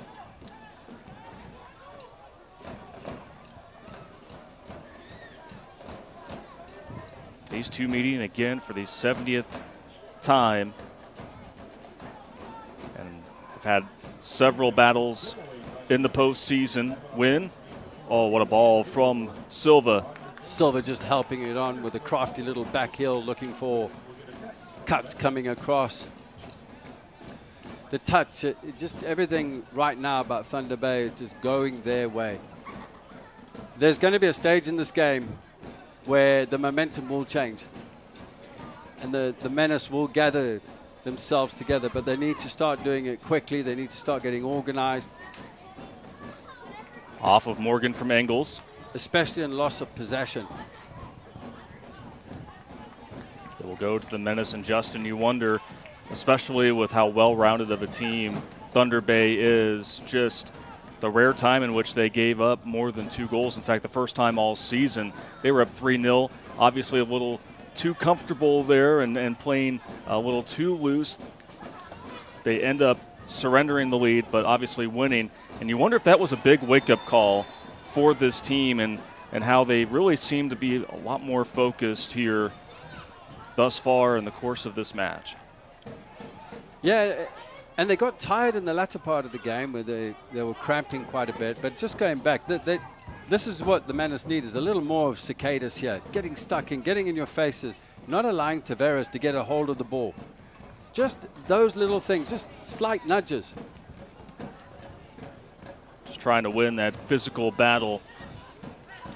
You see how they've got the 3 in the midfield there. Now Engels is on our right, then it's covered there with Tavares and Lure. Valor Fernando Garcia trying to ignite the Menace. Calzola, that's why he's one of the best at his position in USL League 2. Very difficult to stop Garcia. Calzola closing down quickly as the Menace broke there. Valor works it back to Neville Morgan. Diego Rocha. Far flank to Corey Cupid. Goes over Cafiro. I like that ball from Corey Cupid. Just beating the first defender in there, Cafiro, and then it was headed out as Takeda was making the run. But again, look at the shirts, the white jerseys around Yamazaki in that area. It's just numbers and overload, Hunter. They just, Menace get the ball. They've got the full round there. Been able to time their jumps here. Long ball looking for Elliott Cutts. Kept in play by Troutman. Yamazaki did well there just to shield the ball, but I believe it's gone out for a throw. Yamazaki with his hands full against Cafiro. So Hunter, now if you take a look at this picture, the two centre backs, Calzola and Pierre Leroux, and then you got Engels on our near the right wing back is tucked in. You got Lure also in that midfield area there. So anything now, you see Goldthorpe now dropping in. So at least we have a player, the Menace have a player in there to win it. But it's like an encirclement. When that ball comes out, they're there to win it. Off the throw-in, working is Thunder Bay up 1-0. Jamie Wynn, dangerous with the ball, guarded by Rocha. Oh, Diego Rocha. Great tackle there from Rocha. He just stood his ground. He didn't go back onto his heels, stayed on his toes. Engels will work it to the back to Lair. Calzola just trying to draw pressure. Gets it into Tempestili. Ball is still loose. Oh, Zaran Sewell with a tremendous tackle there on the ball. And now Yamazaki trying to get it past Cafiro, playing the ball forward, but nobody available down pitch for the Menace. Critical tackle there from Zaran Sewell. Nice and solid. Calzola just putting his foot on the ball, slowing it down, looking to draw a player out of position. Didn't need to, dribbled in, and what a great ball he played in. Yamazaki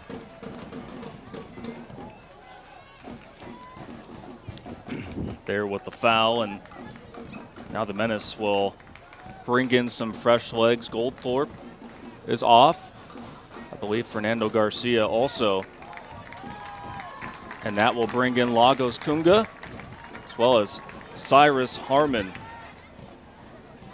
You can tell by the body language that Goldthorpe and Garcia are not happy to be taken out. With another combination coming in that offers some pace going forward. Misjudged by Morgan as that is headed past the end line. And this will be a corner kick for Thunder Bay. We saw Cyrus Harmon make an immediate impact on Friday, had an assist on the final goal of the match for the Menace. And of course, Lagos Kunga bringing such great professional and international experience with them here off the bench. Dean Johnson hoping that combination can find something here. LaRue trying to box out Yamazaki. And they will get LaRue for the shove. Yamazaki just doing enough there just to off-put LaRue and frustrate him, and winning himself a free kick. Did the right things.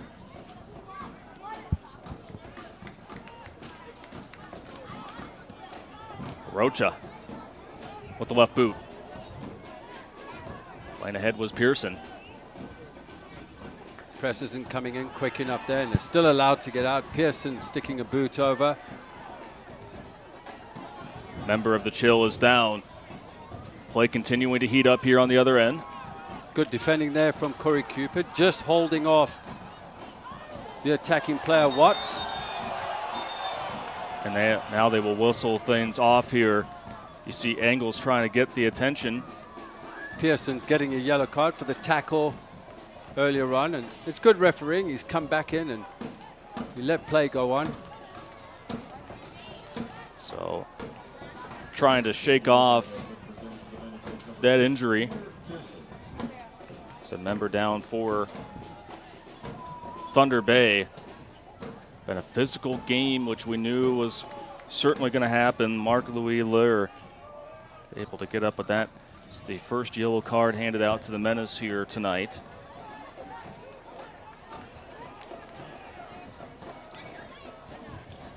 Marc-Louis Leur has actually played very well. Had a great first half. He's doing well here right now. And he's been given a role within this game. You can see it and how he has to defend, especially off the ball, his role in attack. It's very, very concise and clear from what I see up here. Oh, Silva not giving up there, but clearly a lot of trust given by Coach Calistro to players like Leur and also to Cuts.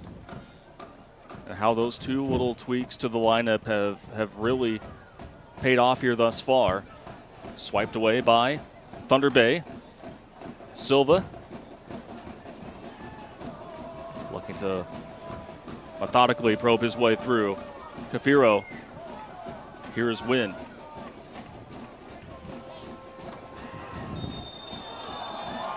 Foul once again will go against the Menace. Ziron Zul. Zul now getting a yellow card.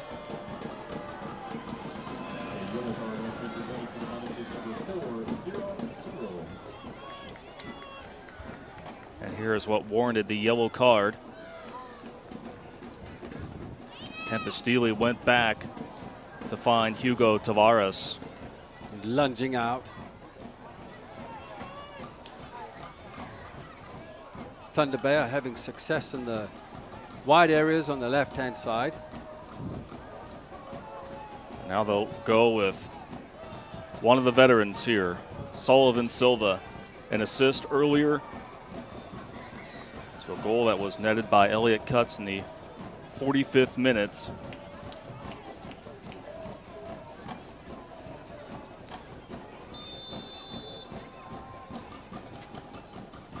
Silva just takes it himself and knocked out by Troutman, but it will bring up another corner kick here for the Chill. On an acute angle there, Sully Silva with the Brazilian technique, right-footed in swinger, just going around the two-man wall. Troutman did well there just to cover that and parry it out for a corner. Again, the Menace have to defend and try and clear the lines. Tavares, beautiful in-swinger here near post. Headed back to Cuts. Harmon trying to create a quality run here. Cyrus Harmon. And no doubt that is going to be a foul, and if not, a yellow card. No doubt about it, as the defender there, Tempestili, that's all he could do there was Harmon winning that foot race. But look at Harmon just sticking his foot out here. Tempestili coming round to cover as the cover defender, as things are getting quite tight out there. Taken down and earns himself a yellow card. It was a professional foul. He was intending to bring him down.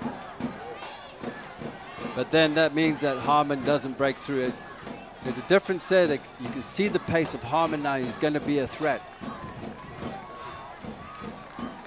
Maybe that's just what the Menace were lacking there in the first half, was just that back-end speed. And certainly Cyrus Harmon is one of the fastest players on the pitch, and just how quickly he was able to force the hand there of Tempestili of Thunder Bay.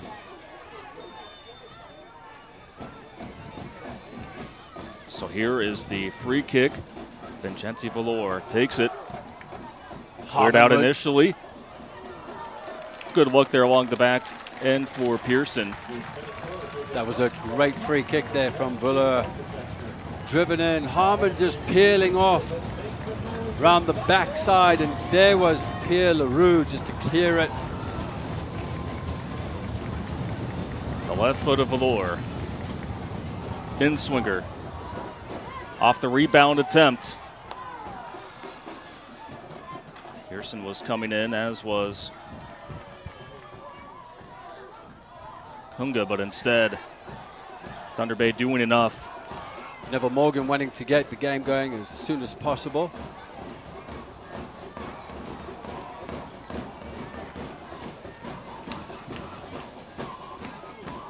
Cyrus Harmon with great skill there manages to win himself a throw under pressure from two players from nowhere in an area which could be quite dangerous for Thunder Bay.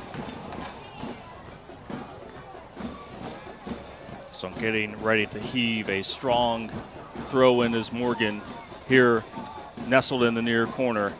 Harmon wins it initially. Pearson trying to catch up to it there from far of the back was Cupid.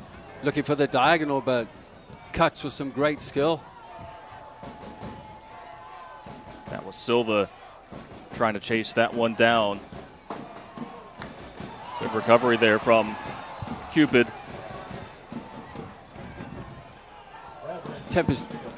Tempestini's got to be careful. He's on a yellow card.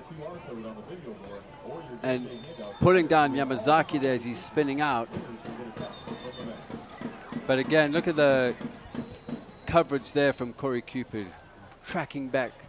Well, Yamazaki's been in a lot of different battles here tonight. He's been on the receiving end of a few and has also been able to draw a few fouls of the Chill. Trying to win a quality possession. Sewell, lightly hit Wynn, nearly caught up with it. Corey Cupid forced back from Jamie Wynn on the pressure.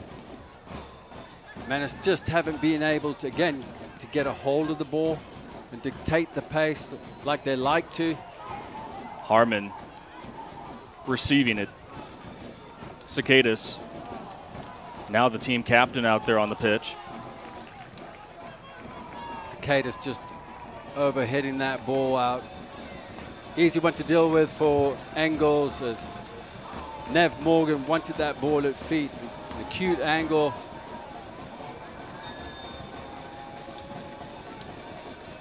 Nathaniel Sala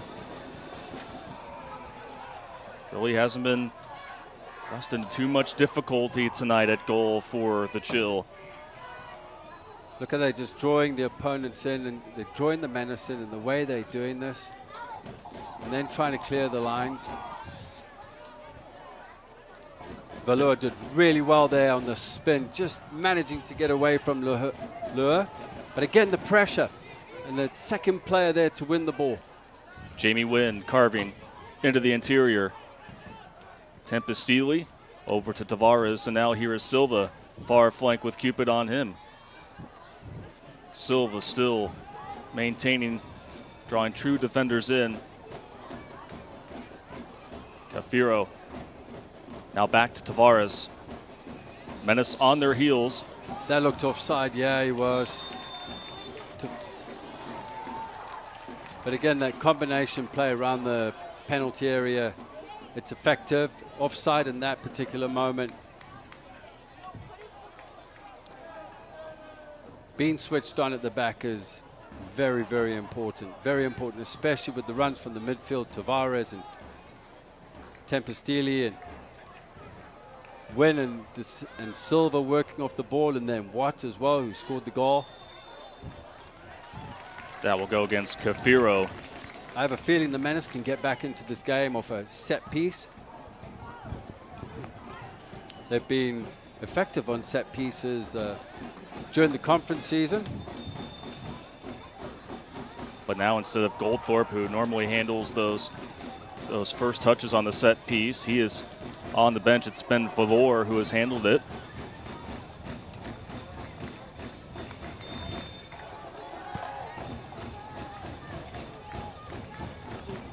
Valor. There to Harmon. Oh my word! Off the line. Offside. Oh man, you called it, Justin, that it could be one of those set pieces that could really spell trouble for Thunder Bay. As we look at this again, Valor is effective, he's dangerous, he can swing them in pace as well. It's a difficult one for Salah and goals to deal with. Do I come or not? It's in the right area. And there's Cyrus Harmon. Was it Cyrus Harmon who was offside or was on the next touch? But the commitment by Thunder Bay, getting back, getting their bodies on the line, not allowing the Menace to actually get the ball across the line and defending well. And they really are putting themselves about. But again, it's the spare man here. And the Cicadas did really well to win that. And to keep it in play, Cyrus Harmon trying to win it. Trying to potentially draw a foul. Here's Valor. He Shot wanted goes that wide. on his left foot, didn't he, Hunter? But again, that's great from Harmon. When the ball's played out wide, especially on this side, on our near side, Nev Morgan is caught on the back line. So it's the midfield that's having to come through with Cicadas. It's got to be a shift where Yamazaki tucks in on the far side as a right back. Everyone shifts across. Rocha shifts across. Then Nev Morgan can push up. And he's not 15, 20 yards off it. That looks quite serious down there. Head injury. Player for both the Menace and the Chiller down. Silva down for Thunder Bay. And that may be Corey Cupid. Boy, both really challenged that one.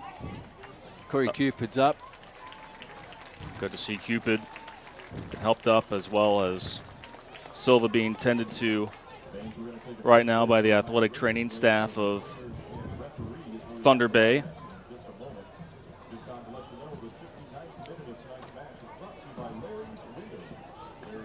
But going back to Cyrus Harmon, you sense this energy already. Harmon is that type of player. I remember when he used to play against the Menace, he was, my word, he'd score goals. He was always causing problems to the back line back then and getting in our faces. And I mean, little do people know that Cyrus Harmon in 2021 was one of the best players in all of USL League Two. In fact, he was on the team of the year playing for Kalamazoo FC. And so just those kind of changes there within the lineup, you know, invigorating some kind of life. And we've certainly seen that from Harmon both on and off the ball. But we're glad to see both of those athletes be able to get up as you get a good shot there of the large fan base in the house, as well as Maniac, the mascot for the Menace. Been a fun last few weeks here as the attendance has only continued to grow here, cheering on the Moines team here for football.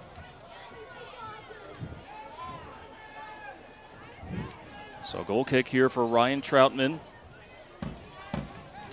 a drop ball there because the ref had to stop it when he had it in his hands. Still got Leroy and Seguzi on the bench that can offer something in the attack. Every time he's come on, he's on 6 goals so far.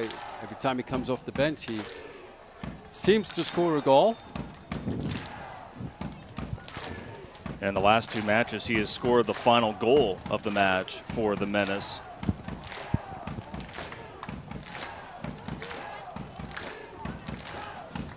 Menace have scored 3 or more goals in 4 consecutive matches, but this has been a tight one from the start between Thunder Bay and Des Moines. Morgan's crosser gets blocked. Engel's just doing enough. He's low sense of gravity. He's on his toes. He's quick. He's just matching up with Neville Morgan, just watching him, what he does with the balls. Nev Morgan now goes and pushes Engels over.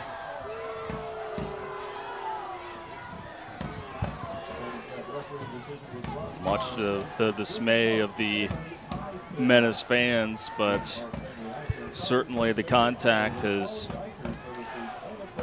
only increased here in the second half. LaRue will take this one for Thunder Bay. He seems to find those disguised passes in between lines. That was the first touch for Lagos Kunga, and Hugo Tavares draws yet another foul. I think Kunga was also disappointed that he was unable to keep control of that possession. Between him and Yamazaki both. Yamazaki receiving a yellow card. That's now 3 given out to the Menace here in this second half. That is unbelievable defending from Calzola. Look at Cyrus Harmon making that ground. But that tackle there from Calzola was unbelievable. Cafiro going end to end. These two sides are.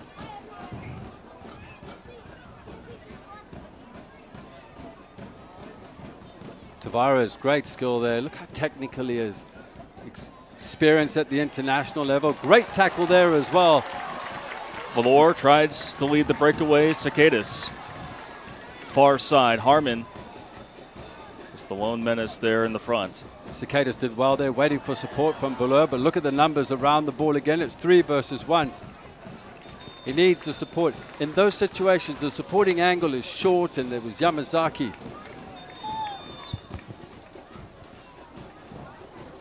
It looks like Leroy Nzagusi is going to be in for Peter Pearson.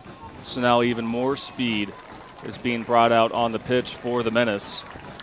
So a holding midfielder for an attacking player in Leroy Nzagusi. We have reached the hydration break here in the second half. So sensing that time is winding down just a bit for his club, Dean Johnson bringing out Leroy Nzagusi, who has 6 goals on the season. Here's what I think is going to happen. I think Kunga is going to move into the 10. Vicente Valor will move as an 8, or even further back. He's going to need the support of Cicadas, but they have to take a risk right now. So really the home stretch for both of these sides. You got a good view of the huddle for Thunder Bay. This team has been able to really regroup after what was sure a disappointing defensive result, conceding 3 goals, but still coming away with the win. And for the Menace, wanting to get things rolling in front of their home fans. Coach Johnson going further into his reserves here in this second half. It will be Menace ball here out of the timeout. Harmon controls the throw-in. Goes back to Yamazaki. Cicadas swarmed by the chill. That was great from Valor, playing that ball in first time for Yamazaki. Yamazaki didn't quite get a hold of it, but that's the speed of actions that the Menace need to apply right now. Near side, that is Nzagusi. Giving it off to Morgan. Silva keeping his hands up, hoping that he wasn't going to draw a foul. Here is Nzagusi. Silva doing a good job there, but Valor keeps it alive. Played into the box. Calzola. Harmon looking for a penalty there, but what a great ball in from Valor. The intensity has risen here amongst the ranks of the Menace. They're starting to pressure. They're winning the ball higher up. Off the ball need to get organized. That is a new member out there for Thunder Bay. That is Brian Ananias. Scooped up by Troutman. Ananias has scored a combined 3 goals in the last 2 matches. So maybe thought that Thunder Bay was going to start working in their reserves here towards the latter end of the second half. Morgan, cross. But to stop it is Sala. Didn't have the right runs in there. Great effort there from Neville Morgan. Salah just reading that well. Ananias is coming up front, I believe, for... Clarify that. It could be Watts. Looks like that was indeed the change there up in the front. So Elliot Cutts, who netted the goal in the 45th minute, he is off the pitch. And Brian Ananias is in for Thunder Bay, who is leading 1-0. Cyrus Harmon. Calzola's been terrific on him here in the last few possessions, but Harmon is so relentless. Yamazaki finds Cicadas. Channeling into the interior. Yamazaki with the shot on goal. I thought he was also going to slip Nsukuzi in there. Nsukuzi was just peeling off the defenders. Harmon with great work. Cicadas, could he be the difference here? Get his foot on the ball, shows experience. Calzola has done ever so well so far against Harmon as Harmon has come on. That's the ball. Here's Leroy Nsugusi up close, but Sala wraps around it. Nsugusi didn't realize Sala was so high off his line. Pierre Leroux caught off to the right-hand side, and then Calzola was keeping an eye on Harmon and allowed Nsugusi just to peel off his shoulder into that space, but there was that man Sala. But that's the type of creativity that the Menace need to continue to do. Continuing to play up. This should, oh my word, nearly get into goal. Cicadas was there and believe headed off of Nsugusi. Nsugusi going very, very brave there both. But look at Salah coming out. This ball from Yamazaki played into an area. Nsugusi. Now, if that's in the midfield, that is a yellow card. That is a foul. And look at the area of the field where it's at. Now, Hunter, you could quote me if I'm wrong here, but that happens anywhere in the midfield area. That's a yellow card, it's a foul, and people are complaining about it.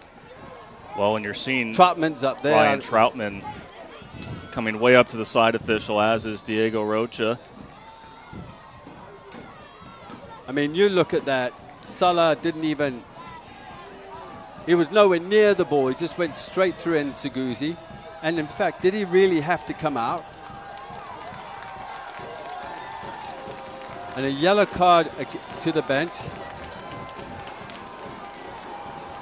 Is that Dean Johnson picking up He had a yellow card against RKC Third Coast as tensions were starting to heat up there in the second half. I'm very surprised. I'm surprised this AR on their far side hasn't got involved in this. But that, if that went in the back of the net, how spectacular would that have been? Nsugusi already making an imprint off the bench. Thunder Bay still hanging on. While the Menace have breathed a little bit of life here. Nsugusi trying to cut back. Just showed too much to Pierre Leroux. Pierre Leroux just managing to come across, earning a... To the dismays of the crowd, it is a free kick. Nsugusi did well. It was a great ball from Ziran Soul as Nsugusi peeled off, as you can see. But you look at this again here. Great piece of work here from Nsugusi. Then Leroux coming across, just managing to clear the ball. It was a free kick as Nsugusi was lunging in. But Hunter, you can see the energy. Cyrus Harmon, Kunga. It's okay. It's great. Lots of pace. It's going to cause problems. It's going to get Calzola, Cafiro, and Pierre Leroux on the back foot as Engels drops into the back line out of your picture. It's going to stretch the back line, and maybe Cicadas can work in between, just come and get the ball at feet and create. Vicente Valor A lot of black and red kits there near the center, but Sala, again, has had to work his way further outside of the goal area to be able to make plays. Zarin Sewell. They've got to be unpredictable now instead of, yes, look at that movement there. Harmon slips past one. And that is going to be, it should be a corner. A throw-in has been given. Looks like it. Just stayed in off of Engels. Harmon, Leroy, and Seguzi. Lagos Kunga just doing enough. Yeah, the whole ball's got to go over. It's hard from our angle. Very close, but Engels doing a good job of keeping it in play to not allow a set piece. Menace need to circulate the ball going in like Up that. there, and Zagusi. Header goes out. How many times have we called Nzagusi's name here since he has entered the match? He's definitely looking to cast a spell of magic out there. Salah now on a yellow card. That will be Pierre Leroux given the yellow. Ananias on the breakaway. Ananias swallowed up by Ryan Troutman. As he looks to play it out on the far side into Yamazuki. But here's where the line gets stretched. Now working between the lines. And so I beg your pardon, that was Salah. With the yellow card, and Leroux is trying to plead the case for his teammate. Just the shape of the two just sitting in behind the four. Ziransul, Cupid, and Rocha, and then Vicenti just in front of them. It's the second balls that the Menace really need to be picking up here, as Harmon just manages to get a foot to that. This looks like it's onside. Troutman did so well there, playing a high line. Silva was there for Thunder Bay. Coming down to the wire here in Des Moines. Valor takes it away. Playing to the center. Headed out, but good closeout speed. Did really well there as well. You know, just dropping off. So now what? Valor trying to keep his footing. You see what's happening here now. So the prediction's on here. Every single ball's gone into the box. So they know, the back line know. Calzola and Pierre Leroux, they know it's coming in. So all they're doing is dropping off another 5-6 yards. So it's now coming into them. They just clear the lines out the penalty area. And this is where now, keep the ball, try and pull them out and create those little gaps in between. Menace fans stomping their feet, making some noise here for Vicente Valor. Build up along the near post. That's right along the 18-yard box. Valor, see where he will place this. Low, but Stachadis will try to win the header. Ananias collects it for the chill. Valor did really well just covering the ground there as Sully Silva was breaking down the central area, and Ananias didn't quite get a hold of that. Now stretch the field on our near side here. Cyrus Harmon's got a lot of space. See, Salah's going to just come for those all the time. A member of Thunder Bay is down here at mid-pitch. I believe that is Silva once again. They might go to their bench now. Yeah, we did see activity there along the sideline. And we will have at least one new member of the Chill coming in.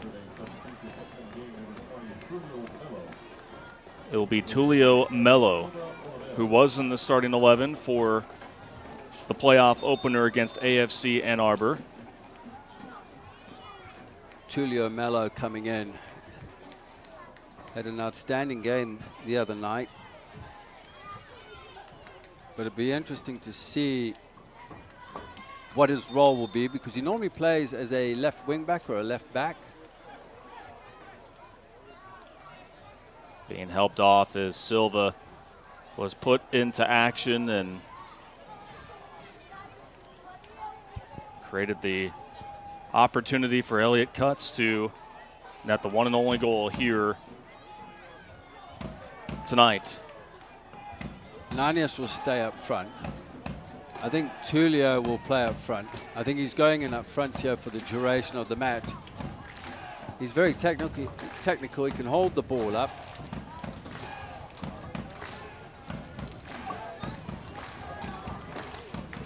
Silva's came on. He's played probably about 75 minutes of the match, and he's done very well. He's the assistant in the goal for Watts. Valor will be called here as Engels is looking for possibly a yellow card. Engels, another one that has really stepped up tonight for As you see Thunder this Bay. here, Cicada just holding on to Engels. That was Morgan along the back line. Cyrus Harmon. Harmon did well to hold that ball up and just sped it to the far side. There's the recovery again from Tulio. He's got fresh legs. Again, numbers behind the ball. It's all the type of pass. The area of the areas where the Menace are playing the ball, it's always overloaded. It's got to be quick. It's got to be 1-2 touch passes, draw players out.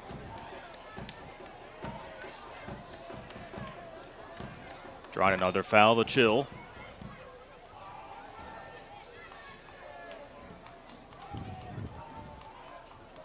Closing in on the 90th minute, and we'll see how much stoppage time will be added.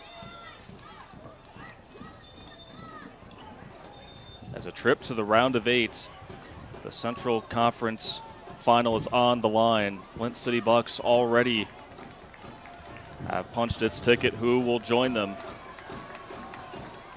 Rocha up for Des Moines. Harmon. Great touch by Harmon. With the quick turn. Keeps it in, trying to force Engels, who gets dispossessed there and looked like he tripped up on the ball, but instead they will give Harmon the foul. So 6 minutes have been added. We just got word 6 minutes will be added in stoppage time. 6 minutes can feel like 20. I was going to say a lot can happen during that span. Good win there by Sewell. See Thunder Bay now just trying to kill time. Higher line here for Troutman. Rocha across for Des Moines. They have to pick up the second ball here. Nice layoff. Cicadas. Another ball. Oh! Kunga! Was it Kunga?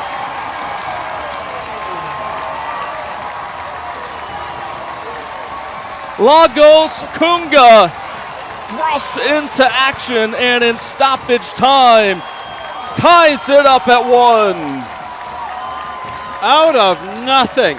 Kunga on his chest. 1-2 with Cicada. Cicada wanted the second one. Left foot. Top corner, right-hand side of Salah's right hand. Nothing was going to stop that. There is no quit in these Menace at all.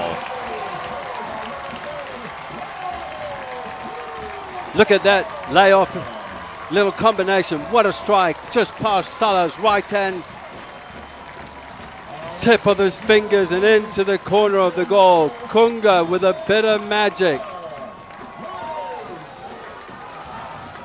Kunga needed that, a big confidence booster. He's had a dip in form and now he's back. So how about that for The Des Moines Menace took a little bit of time, but in stoppage time, the clutch plays. Therefore, Lagos Kunga playing in his 11th match of the season for the Menace's 5th goal, coming at no bigger time than right there. And there's still time to work with here for both sides here in stoppage time. Look at the energy now within the red and black jerseys down there. They're flying in. They're trying to win the ball. Now, Thunder Bay players asking for a yellow card on Nev Morgan. Nev Morgan just says, thank you, I'll just recover in there. But now this is where the discipline needs to be in control. So after that flurry of excitement, trying to, again, calm down and erase that adrenaline, easier said than done, especially here in the playoffs. Free kick for Thunder Bay. Menace holding their line steady.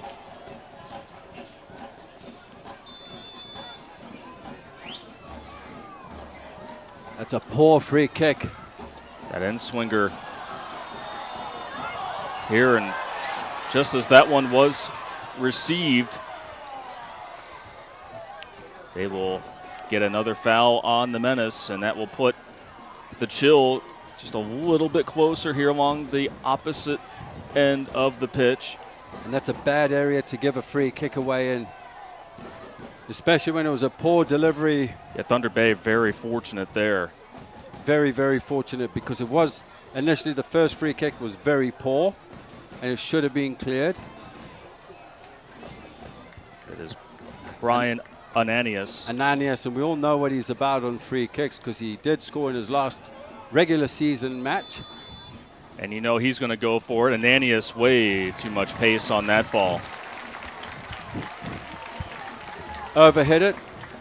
As you can see, look at all the white jerseys recovering in, and Troutman urging his teammates to get up the field, maybe go for one last chance.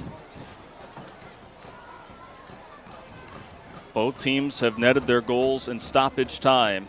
First it was Thunder Bay, the most recent being the Menace. Harmon still on his feet. Advantage was played there as well.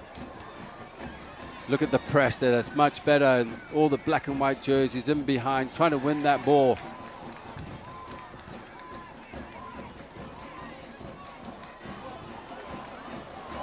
Great footwork. Leaks it into Nzagusi, trying to find the opening there atop the box. Nzagusi didn't expect that. Kunga doing all that work. They're spinning and turning, playing the ball in. Leroy had to be on the half turn, ready for that. It came in so quickly. As you look at this, what a ball played in. But again, Leroy didn't have much time as Calzola and Pierre Leroux all closed down. Neville Morgan playing it off beautifully. Here's Nzagusi. Play at the goal. Nzagusi deflected off of Salah. Nzagusi trying to open up his hips to play it around him. All he had to do really was dink it. But Salah with that big frame just managing to thwart that away off his foot. But what an ending we've had here. As you look at this, Nzagusi going into the challenge on Leroux. Comes in, tries to open up on his right foot straight into the body of Salah. Morgan with win right there. Thunder Bay have a corner now, which could be the last play of the game, Hunter. Nail biting. Wouldn't expect anything different. Hearts in everybody's mouths right now. Just edge of your seat action here at Valley Stadium. Ananias will take the corner here for Thunder Bay. In swinger. Nobody home. There was some contact there as the ball was reached there on the far post. And that will close out regulation.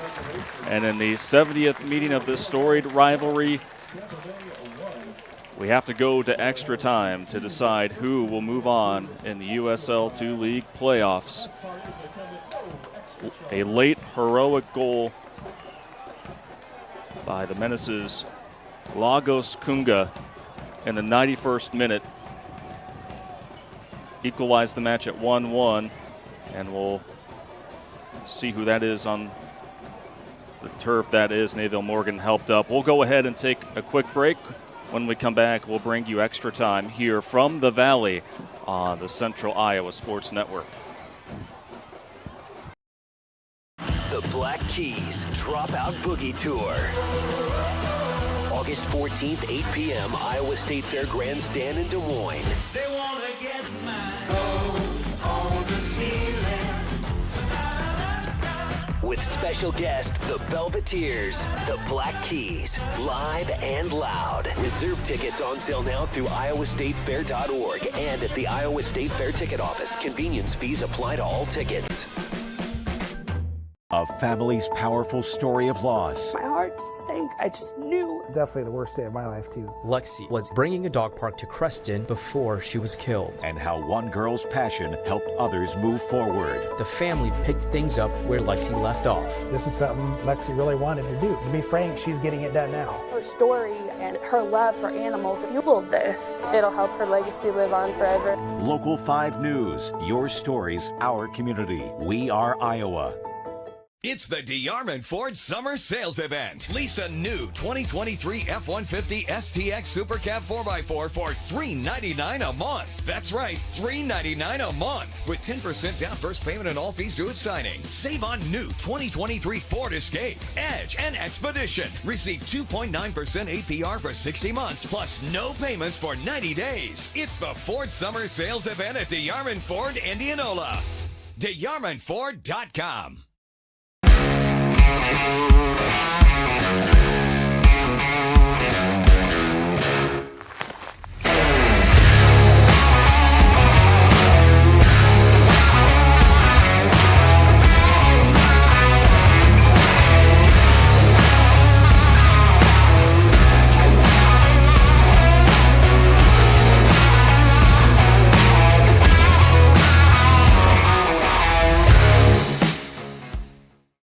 The Chicken in Orilla is a classic roadhouse joint serving chicken any way you want. All hand-cut, hand-breaded, and 100% satisfying. Chicken, just like your mama used to make. Bring the whole fam for all their favorites, and chicken so good you'll know why we could only call ourselves the Chicken. In the middle of nowhere, but just minutes from everywhere.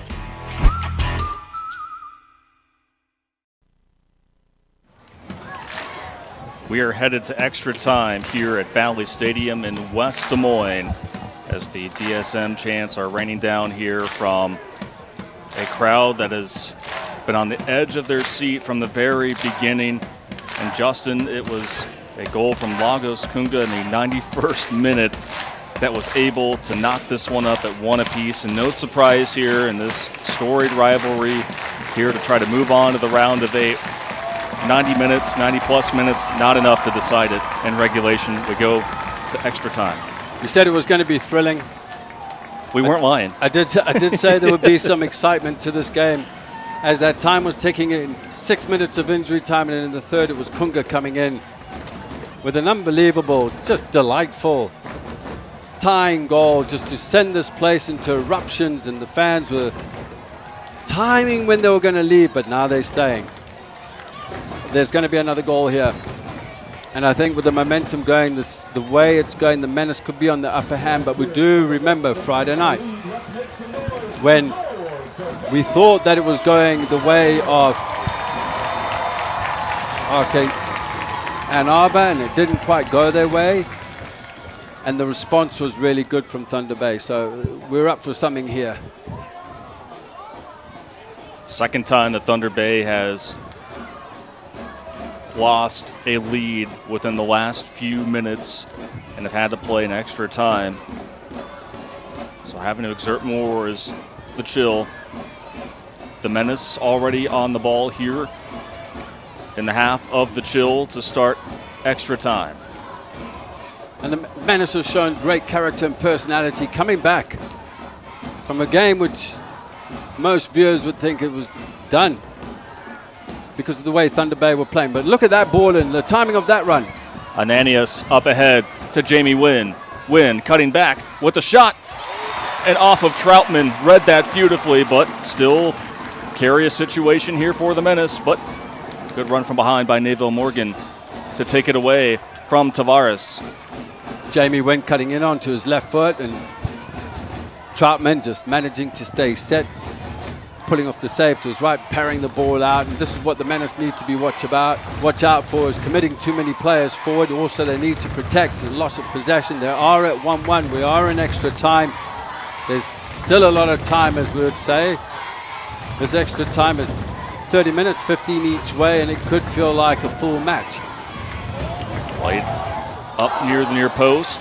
Nzagusi is there, but just a little too much pace on it there from the far flank, trying to go diagonal, as we see the save by Troutman, who has been incredible tonight. Yeah, look at that. Jamie went onto his right foot. Didn't quite get the bend he normally likes to get on it, and Troutman was positioned very well. Up goes Corey Cupid with another strong header. But Vicente Villeur now is starting to get his foot on the game. He's starting to create. So is Cicadas. You've got Leroy that's playing more up front with Cyrus Harmon. He's drifted to the far side, or playing more central as Harmon is on the far side. And then you've got Kunga that's dropped in more as a 10 to attack. They've got to just be patient, more patient on that side. There was Rocha just giving the ball away. If it's not on, just keep the ball. Rotate it horizontally. Get players higher up the field, in between lines, pressed against the back line to create the space in the half space for your attacking midfielders to move into. Cicadas loves that area of the field. Moses Cafiro dishes it to Ananias. Ananias trying to test the Menace. Here's Engels, captures the ball for the Chill. Covered by two. It was good defending, good shape there from the Menace. Win. Ananias. Not allowing much forward motion here in this sequence are the Menace. LaRue just on the turn with Leroy and Segusi on his left shoulder. A little brief opening for Ananias. Diego Rocha didn't time that header, went in behind. Luckily the cover was there from Neville Morgan on the left-hand side. Forward line here for Sala. Harmon was right there. Yamazaki, him and Cafiro have battled all match long, as now the Chill bring it into the Menace's half and will look to create here from the far flank. It is Jan Lucas Engels. Cafiro picking up the second ball as it's cleared away. Yamazaki heads it. Right now it is Mello. A late substitution off the bench for the Chill. Cafiro patiently looking. Here are the Chill. Helzolan. How about Nzagusi trailing in from behind? Great work there from Nzagusi. This is what it is. It's a battle. Recovery runs like this, not allowing Thunder Bay to play. Now the ball deflects out. Yamazaki's gone to ground here. Well, him and Cafiro, like you said, they've been up and down this sideline. And you like the sportsmanship right there in the heat of the battle. Some cramping from Yamazaki, and all the players are out there now just stretching out their calf muscles as cramp is starting to settle in.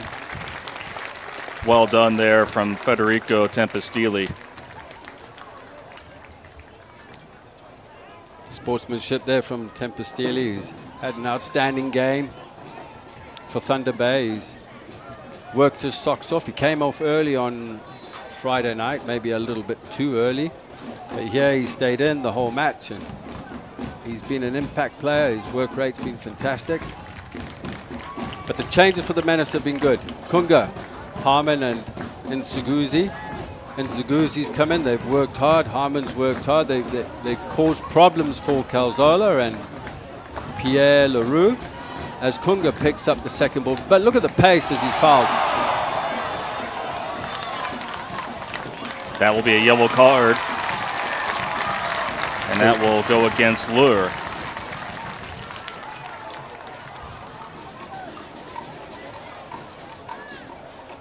So a good run here for Lagos Kunga. And clearly grabbed in his pursuit by Marc-Louis Lure.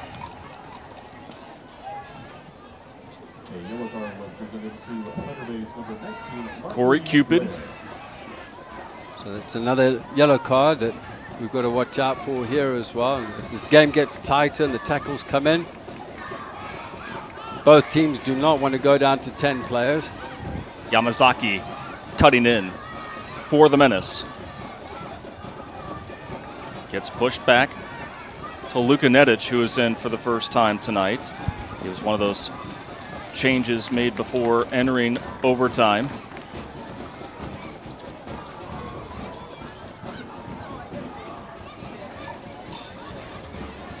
Throw in for the Menace. Trying to make the turn was Morgan. And now the back line will reset the attacking formation here for Des Moines. So we are just starting extra time. So Cicadas has made way for Luka Netic. Valor challenging Sala. Nobody was around for the Menace, so he was able to bat that and then off the bounce collect it. So just bringing in defending, holding midfielder and Luka Netic that can steady things up at the back and the counter-attack and win tackles and put himself about as he picks up the ball here. Valor actually, correction now, is getting overzealous, to be honest with you, Hunter. Foul on Thunder Bay.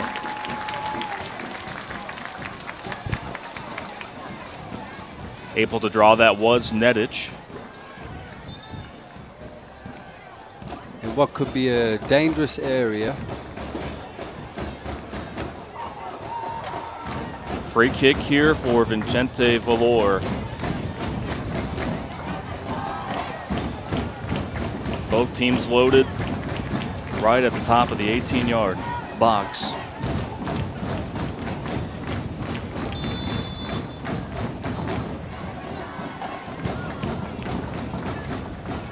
Valor takes it. Didn't beat the defender and it was cleared away, but Menace still have it. That's a great ball to the far post by Netic. Looking for Nev Morgan, who headed it off Engels for a throw-in. Fantastic diagonal pass there from Netic. Morgan trying to direct orders. Kunga couldn't get his foot on it, but Cupid will take it over to the far flank, where Rocha will go to Morgan. Trying to escape two members of the Chill there in the far corner. And well played there along that backside for Thunder Bay. Yeah, Nev Morgan didn't have enough support, but I can see it, the high-risk areas. If you commit a player from the back like Rocha pushing forward or Valor or Netic, you're going to leave space and behind or through the lines. It's difficult to make that decision, especially at this stage of the game as well. Hunter, coming into end of the first half here of extra time. And the Menace will just let that one roll the goal line.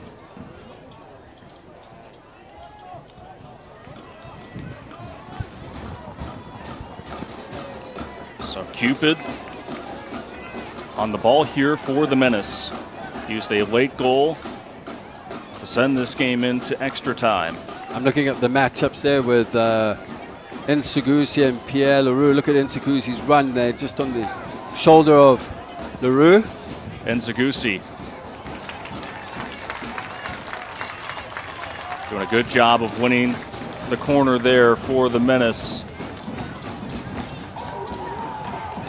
So you got Cyrus Harmon working off either shoulder of Calzola or Valor to take it for Des Moines. In swinger, again, didn't get past that first line of defense, but Nedic playing that ball in first time with pace. Harmon off the quick turn. Kafiro tries to spread it out here as Nedic for Des Moines. Harmon versus Kafiro. What a 1v1 that could be there. Gives it up to Kunga. Harmon.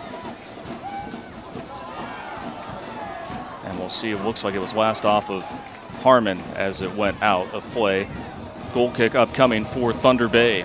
Calzola just did enough there to see that ball out as Harmon now is really pressing on Calzola, testing his pace on the turn, and it's causing problems. Same on the other side with Leroy Nzagousi on Pierre Laroon. And then off just in between the lines, supporting his Kunga. And the three are really meshing well right now. The combinations, the relationships between the three are really working. Collected by Harmon. It's a 2-on-3, splitting it up ahead. A shot! Oh! Leroy Nzagousi, the electrician, puts the Menace up 2-1. The Kenyan magician Mjiwe has done it again, putting the Menace 2-1 up. But I was just talking about Hunter, I was just talking about the combination between the three since they've come into the game. And here you see it. The celebrations here are unbelievable and absolutely amazing. We saw those two at the end of the match against RKC Third Coast on the breakaway, score a goal, and they combine for another one here in extra time. But look at this, Harmon just getting away from his defender Lure, off the shoulder, off Calzola. And there's Nzagousi on his right foot, putting the ball past Salah. Great technique and won the pass from Cyrus Harmon. Pins perfect. The movement of Leroy Nzagousi, absolutely brilliant, and the strike to finish it off, perfect technique. From Marion, Iowa, but grew up, was born in Nairobi, Kenya, grew up in Marion, playing at Drake University. Number of former Drake players have done well with the Menace, and Nzagousi in that line there looking for more. 3 consecutive matches with a goal for Leroy Nzagousi. That was lucky number 7 on the season, but Thunder Bay looking to work its way back here in extra time. Sewell boxing out Ananias. But this is where the Menace now have got to stay focused. Don't lose concentration, especially in loss of possession, where Thunder Bay are very, very good on the counter-attack. They've got the pace. They've got Jamie Wynn and Ananias, my apologies. And then up front, you got Tulio Mello, who's come in. I do prefer Tulio Mello in the midfield. He does well. They did well the other day on the left-hand side as a left wing back. He's obviously very versatile. But the focus and concentration has got to be off a high level. Playing it forward, and Sewell doing a phenomenal job of really forcing Mello to not have the appropriate angle to work with, as that was a good ball from Federico Tempestilli to leak it forward. Quality pass from Tempestilli, great technique. The weight was just perfect. And with Tulio Mello looking like it, just making that. And then there was that man, Ziron Sewell, just coming across. It was actually great defending, great technique, just shielding the ball into Troutman. Nedic boots it ahead.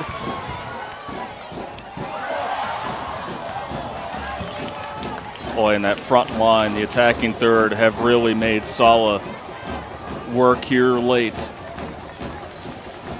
You can see the energy out there. Urgency picking up here for Thunder Bay. Down 2-1. Quality ball searching for it. Ananias knocked away by Troutman. That was Corey Cooper just managing to get his left foot to that absolutely fantastic day. Playing the ball back into Troutman, clearing his lines. So after the first period of extra time, 2-1, Menace on top for the first time tonight against the Thunder Bay Chill. So we will go ahead and take a quick break as well, and we'll bring you the rest of extra time from West Des Moines after this here on the Central Iowa Sports Network.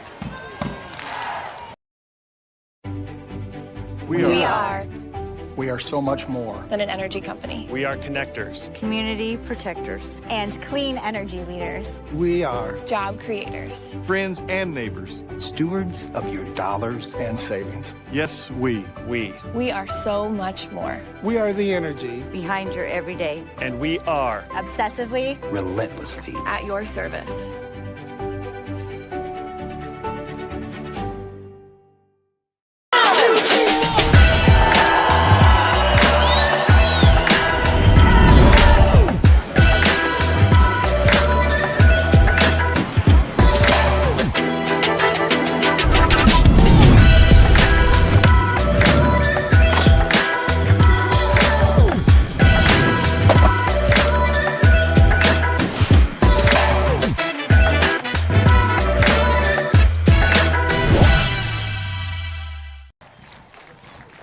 Midway through extra time here at Valley Stadium in Des Moines, and it was Leroy Nzegusi netting the second goal for the Menace to put them up 2-1. And boy, what just a flash, beginning with Harmon and then finding Nzegusi.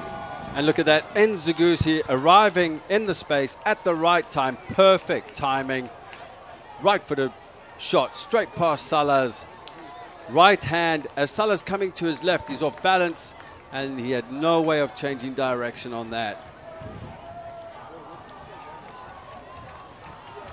Fans have been accustomed to seeing the backflip from Nzegusi, and third consecutive match netting a goal. And so now 15 more additional minutes here of extra time to decide who is going to move to the round of eights in the USL 2 playoffs. And so on one side, clearly, the urgency continuing to ramp up for Thunder Bay, who are leading 1-0 going into stoppage time in the second half. It's now all of a sudden finding themselves down by a goal. First time that they have trailed here in the playoffs. Meanwhile, for the Menace, trying to stay composed. Who will get the better of this matchup? We'll find out soon enough. You can see they're going for it from the kickoff, getting all the players forward as Salah drives the ball into the defensive third of the Menace. I believe a new player for the Menace is out there along that back line. That would be Kenshiro Yamaguchi. We'll make sure that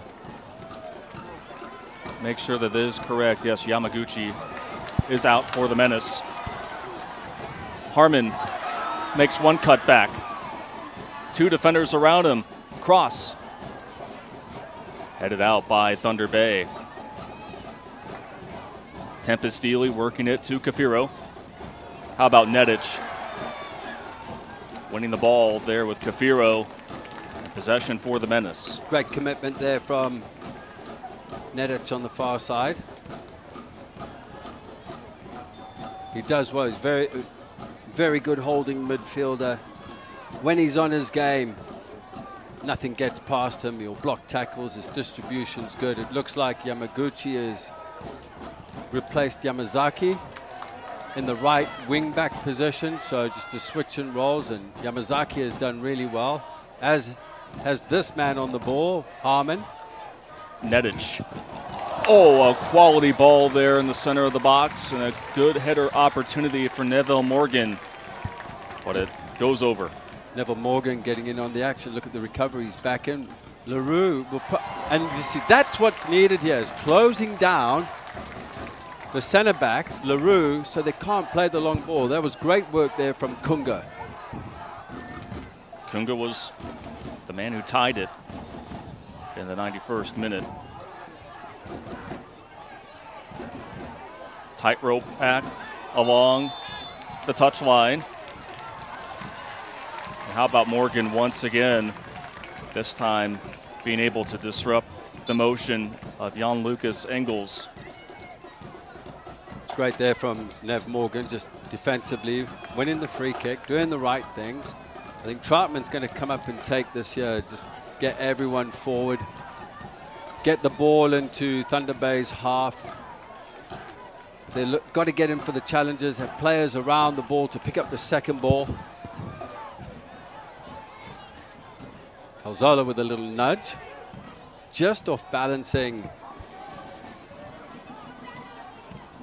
Kunga. Sewell with that captain's patch. Heads the kick from the keeper. And now it's a 3-on-2. Harmon plays it back. Harmon, oh, it goes right into the glove of Salah. He was able to recover it very late. Foul here on Morgan. I believe that might be Engels that's down running around. Morgan getting a yellow card, but what a counterattack there. The composure, I actually thought Harmon was going to take it on his left and strike with his left. He came across onto his favorite foot. And here it is once more. Nzagousi with just a nice flick. Then you see Kunga delivering it to Harmon. But Salah making a big play for the Chill, and he will kick this one, trying to force it into the other side. Came off Sewell's head last. So it will be a corner here for the Chill, and quickly making his way over to the far corner will be Tavares, who has to make up a lot of ground to retrieve the ball. Hugo Tavares. You go back to Tavares. He had the penalty kick there in the first half that was blocked by Troutman. Here's an in-swinger from Tavares. First on by Mello. Stay on your feet. Stay on your feet. No foul. It's good defending. And you mentioned Tavares, and he's been very quiet. So in the first half, every other word was Tavares, Tempestillion. Now it's changed. He's been played out of the game because he's being pressed. And the changes have helped. And look at the speed of actions on the counter-attack, how quickly the one-touch flicks, and it's opening up the back line. Brian Ananias will take the second consecutive corner kick. Cafiro really had a close line at it. Players for both teams were down, and I think that was Cupid that was there, and he is down on the pitch. No, actually, that is Zarin Sewell. Yep. Look at this. It was a great ball from Ananias. In swinger. But look, Zarin Sewell just does enough to put off Cafiro to head the ball out for a goal kick. Just enough. And the detail and the jump just put him off. He screened the ball. Can't say enough about the body of work from him and Corey Cupid tonight. There along that back line, of course. Cupid battling some injuries earlier on in the year, but it's been a welcome sight back in the fixture here for the Menace, and Sewell has been saving his best soccer for down the stretch here now in the playoffs. Good challenge there from Kunga coming into the space. Player down for Thunder Bay, but it will still belong to the Menace. That was Hugo Tavares trying to win the challenge there off a goal kick, and it will be Valor on the ball here as it is placed. As that ball's going in, Tavares is lining it up, and then from nowhere off the shoulder, Leroy and Nzagousi comes in just to flick it on, wins the foul. but we didn't get Menace didn't get any advantage out of it. Played by Valor. And it goes out. I think there was a little miscommunication there, Hunter. I think the option would have been out here to Nev Morgan's feet, just to try and draw players out and then combine them behind them.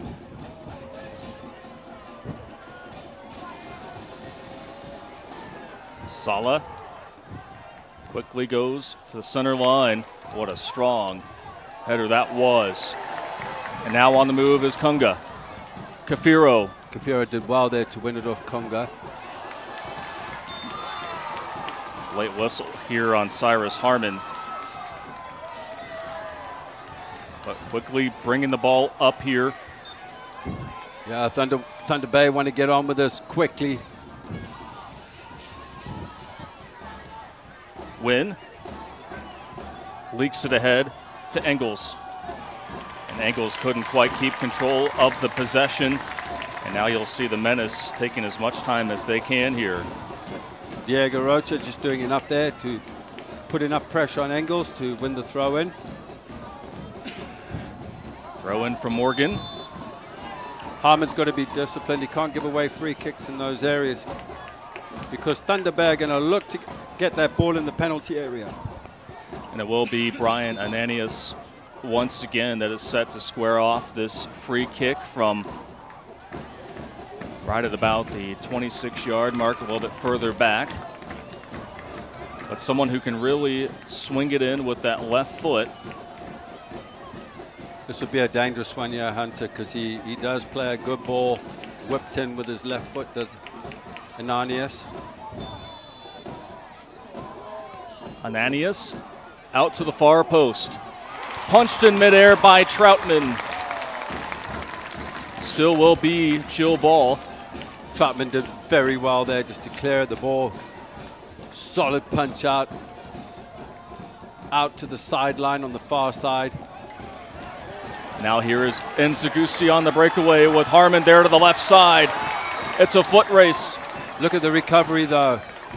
Harmon goes to Kunga. Kunga breaking in. Kunga! Oh! Off to the left. But look how quick the counter-attack is at pace. Harmon onto his right foot. Wasn't quite the pass Kunga wanted. Just had to get to his right-hand side. Gets it on his left and off the outside of the post. Dangerous ball that was collected by Engels as Nzagusi was there. Headed by Cupid. But the recovery from Engels, the pace from Engels getting back was determined, committed. And now dangerous Kunga once more. Kunga!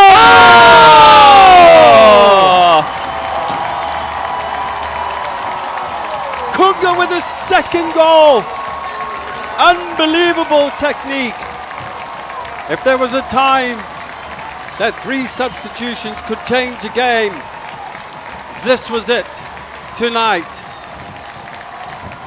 Lagos Kunga, who has traveled all over the world and playing football, has shined here in Des Moines. 2 goals on the night for Kunga. And he now has 6 on the season. And a yellow card has been given out. Might be on Zarin Sewell. We'll Kunga see. for taking his shirt off in the celebration. We'll see there, yeah. But look at this, yeah. Hunter, just sheer determination. Forcing an error of Calzola. Cuts in across Salah with his left foot. Just got the right touch. It was absolutely perfect. And what a finish. Great technique. And the celebration to go with it. 3 unanswered goals by the Menace. It started with Kunga in stoppage time in the second half. And then he tallies another one for good measure. Now Thunder Bay really hoping that they can find something here. But it has to come quite a hurry. Has to happen swiftly. Down 2 goals. And again, concentration is critical here for the Menace. Got to be on guard, got to check shoulders, know where your player is. Make sure you're connecting like that. Don't be erratic, because we're looking at the time here, Hunter. There's still 2 goals in it, and I hate to say this, but Thunder Bay is a team like that, as you can see here. Great defending there from Morgan again. How about the reserves and how big they have been tonight for the Menace? Morgan being one of them. Absolutely fantastic. Delightful to watch. They've added the energy coming into the game. And sometimes that's what games like this, they need it. Engels with a good ball in, and Troutman snatches it at the last moment. That was put on precision by Engels. And there were a few members of the Chill there in the 6-yard box. But Troutman has made the heads-up plays tonight, has been absolutely superb. Again, that was Nziguzi. Nziguzi putting pressure on Calzola at the back, and you know, they've caused problems for Calzola and Pierre Leroux, Cyrus Harmon and Nziguzi, and then Kunga attacking from the 10 position. 5th consecutive match in which the Menace have scored at least 3 goals. 2 of them coming here in extra time. Still trying to work is Thunder Bay. The time is winding down on the Chill.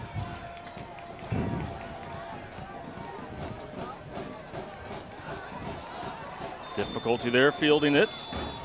He's given a penalty. No, does it look like he's given a penalty? It looks like it came off a hand. Yeah, he's given a penalty for a handball. Look here again, Hunter. As this ball comes in, yeah, the rebound. So as it comes in there, and off Yamaguchi. I think it was Yamaguchi. As it's cleared away, so he's given a penalty. And we'll see who will take this one here. Tavares took it earlier in the first half, did not place it through, and no surprise we see Jamie Wynn in this position, trying to trim the Menace lead down to 1 here in extra time. I spoke about this as well, you know, staying focused, trying to make the right decisions as well.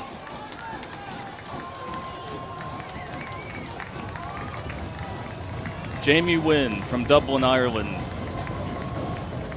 trying to tally a much-needed goal for the Chill. Hesitates, puts it up, and it goes through the upper right. Troutman nearly got a hand to that as well.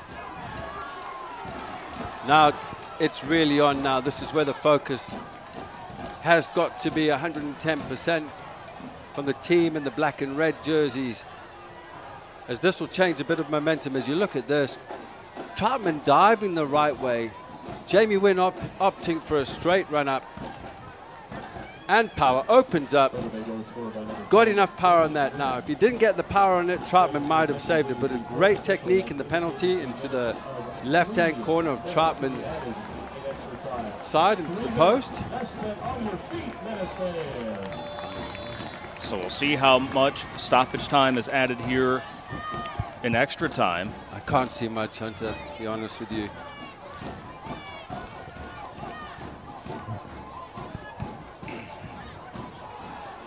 We'll wait to confirm, but 3 minutes have been added. That is still plenty of time here for Thunder Bay to try to equalize things. But the Menace looking to keep their foot on the gas. Nziguzi cuts in, cutting again. Look at that. Nziguzi. Shot grazed off. This is where they need to get the ball in the wide area, slow the ball down, kill the game. Corner flags, keep the ball. There's the shout from the bench there for Nev Morgan. Win a throw. trying to keep the steady possession. Morgan swarmed by two members of the Chill. Thunder Bay ball. It still kills 30 seconds of the clock. That was the chopping and cutting in the box there on Nzugusi. Sala gets it off just in time. Won by Thunder Bay. Look who's up there as well. It's Pierre Leroux. Cupid going down.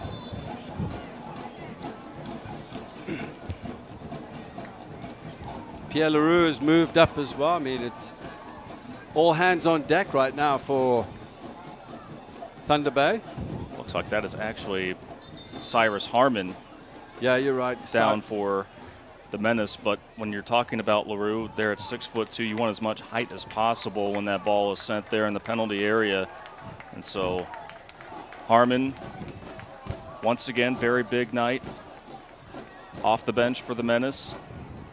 Will work his way off the pitch. So numbers here for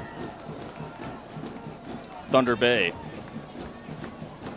The Menace have got to be disciplined here, compact. Thrown in. And off of Thunder Bay as it rolls out.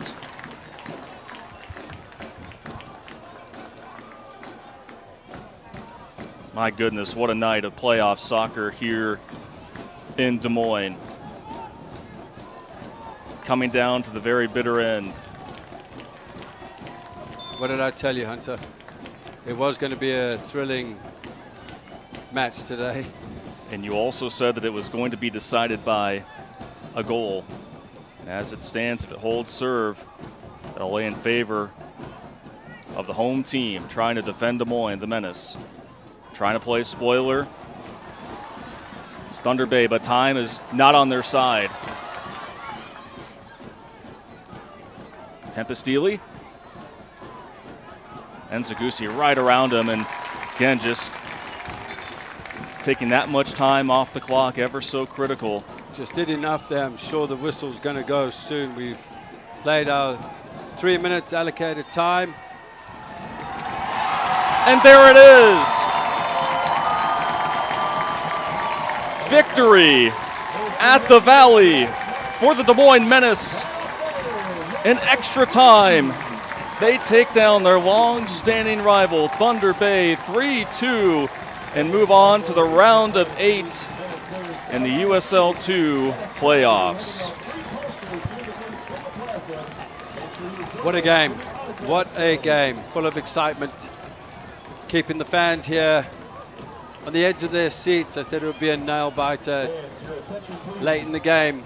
The changes were the big difference here. And the Menace move on to the quarterfinals. So a mad dash of fans making its way out onto the pitch. What clutch late heroics by the Menace here as they will now face the Flint City Bucks up in Michigan next week in the round of 8, but gave these fans quite a show here on its home pitch. We'll go ahead and take a break. When we come back, we'll recap what was a wild and eventful playoff match here between Thunder Bay and Des Moines on the Central Iowa Sports Network. Need orthopedic care today? DMOS Orthopedic Urgent Injury Clinics in Ankeny and West Des Moines are open 6 days a week. No appointment necessary. Our 2 convenient walk-in clinics offer you full access to dedicated orthopedic specialists. Wait times and costs are generally less than an ER visit. Check hours of operation and wait times instantly at DMOS.com. DMOS Urgent Injury Clinics in Ankeny and West Des Moines, helping you get back to living.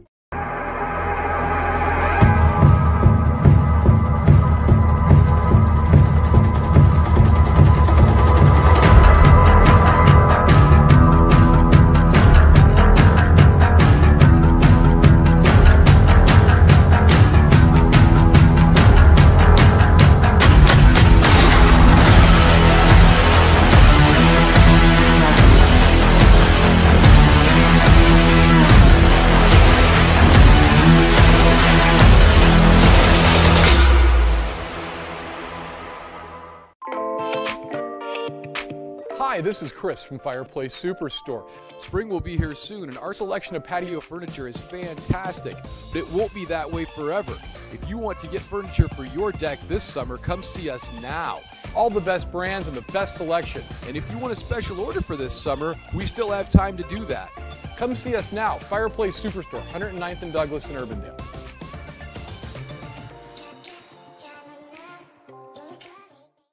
It's the DeArmond Ford Summer Sales Event. Lease a new 2023 F-150 STX Super Cab 4x4 for $399 a month. That's right, $399 a month. With 10% down first payment and all fees due at signing. Save on new 2023 Ford Escape, Edge, and Expedition. Receive 2.9% APR for 60 months, plus no payments for 90 days. It's the Ford Summer Sales Event at DeArmond Ford, Indianola.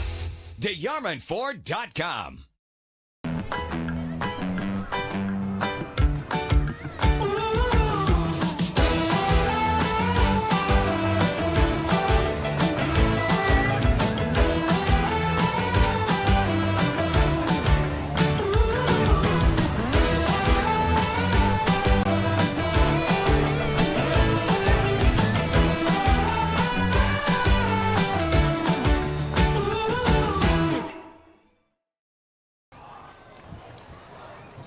What a night of playoff football here in central Iowa. The Des Moines Menace in extra time, taking down the Thunder Bay Chill 3-2. And it went all the way to the very end to decide this one. Again, the 70th all-time meeting between these two former Heartland Division rivals in the PDL. And we knew it wasn't going to disappoint. Hunter Phillips and Justin Vorster back here with you from the broadcast booth. And just the amount of late heroics, beginning with Lagos Kunga, who was named the man of the match. Clearly so, 91st minute was able to put one in, and that just really seemed to ignite the Menace as they are moving on to the round of 8. Yeah, the impact off the bench, definitely. And I think Calzola and Pierre Leroux and Engels and Kafira didn't realize, they underestimated the pace and athleticism coming off the bench, as well as the technique. And the three players that came in, Kunga deservedly man of the match, was an absolute impact today. His work rate was good. He was covering ground in the midfield off the ball, being creative, scoring 2 goals on the night. Has been absolutely fantastic, and it's absolutely amazing when you got a back line that's worked hard for Thunder Bay, but they're getting tired, and that's what's happened. They've stretched them. And now we've got the highlights to show you and how it all played out. Again, this was a 1-0 lead for the Thunder Bay Chill at half. Rocha delivering that ball in, and this is where it got started for the Menace. And Kunga just off a combination there with Cicada, just on his left foot, putting the ball with power past the post. As you can see, the fans all celebrating, and it's a normal thing here in Des Moines where the Menace fans go celebrate after the game. And here again we go. Pinch perfect pass here from Cyrus Harmon. Nzaguzzi arriving in space at the right time, right-footed strike past the goalkeeper Salah to put the Menace up 2-1. And then off a bad back pass on Calzola, that was that man again, Kunga, with a nice touch pass. Salah just to bury the ball home, and getting a yellow card for his celebrations, but I think he doesn't really care about that.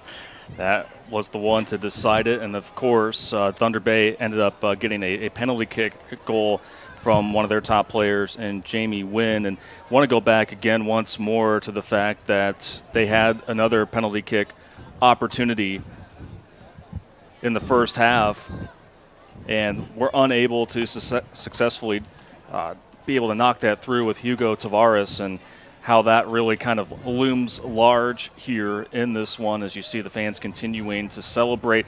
Back in the broadcast booth, Hunter Phillips and Justin Vorster here with you. And so now the attention gets put on next week, next Friday. That is when the Menace will travel up to Michigan to face yet another familiar foe in the Flint City Bucks, who were able to defeat a very good Chicago City SC team earlier today. That's going to be a lot of fun to watch, but I know the celebration is just beginning here on the Sunday night in Des Moines.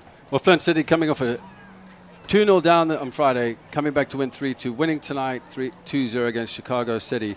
But there's a revenge component here for the Menace after being knocked out last year on a penalty shootout. There was a lot of bad blood, a bad taste in the mouth. That's all done and dusted. I think it's just going to be a fantastic match next week, and obviously looking forward to watching it from here. I wish we could host, but that's right. We might have to travel if we get the time. For sure, to be able to cheer on the Menace up there in Michigan. But it took all of the extra time required for the Menace to be able to outlast Thunder Bay and what was, again, another exciting clash between the two rivals. We knew that it was going to be exciting from the start. And so, man, these fans, I tell you what, between not only tonight, but then, of course, Friday night had to start a little bit later due to the extra time of the match beforehand. But the Menace are really on a roll right now. And so, momentum clearly is going to be on their side, but again, facing a very good Flint team on the other side, and we'll be definitely supporting from afar. Well, the Menace, the confidence will be on a high now, especially coming back from nowhere. It looked like they were done, but just that extra bit of energy, and credit to Dean and Adam Kay and Ludwig on the bench, who have made the change at the right time to get these players in, to show their pace and athleticism, to stretch the lines and combine and score goals, and Kunga getting 2 goals and Nzuguzi getting the other goal. It was effective and game changers, and I think this is going to help them moving forward into next weekend. Going to be a lot of fun as they move to the round of 8. Before we sign off here from Valley Stadium, certainly want to thank the men and women that work for the Central Iowa Sports Network, delivering all the sights and sounds to all of you, doing a tremendous job all summer long. And, of course, for our producer, Randy Nielsen, controlling things tonight. A fantastic job by he, also Justin Wolber, and also want to give a special shout-out to Peter Tarpey as well. But always great to work with you, my friend. Want to give a special shout-out? To Rachel down on the sideline there. The camera work is phenomenal. So, Rachel, great job. Yeah, getting excellent pictures there from the pitch level. So that will do it for us here on this Sunday evening from Valley Stadium. Once more in extra time, 3-2, the Des Moines Menace defeat Thunder Bay. On behalf of our entire crew, again led by Randy Nielsen, our producer, for my broadcast partner, Justin Vorster, pleasure to work with you, my friend. Hunter Phillips signing off here from Valley Stadium in West Des Moines, and we thank you for watching USL 2 postseason soccer on the Central Iowa Sports Network.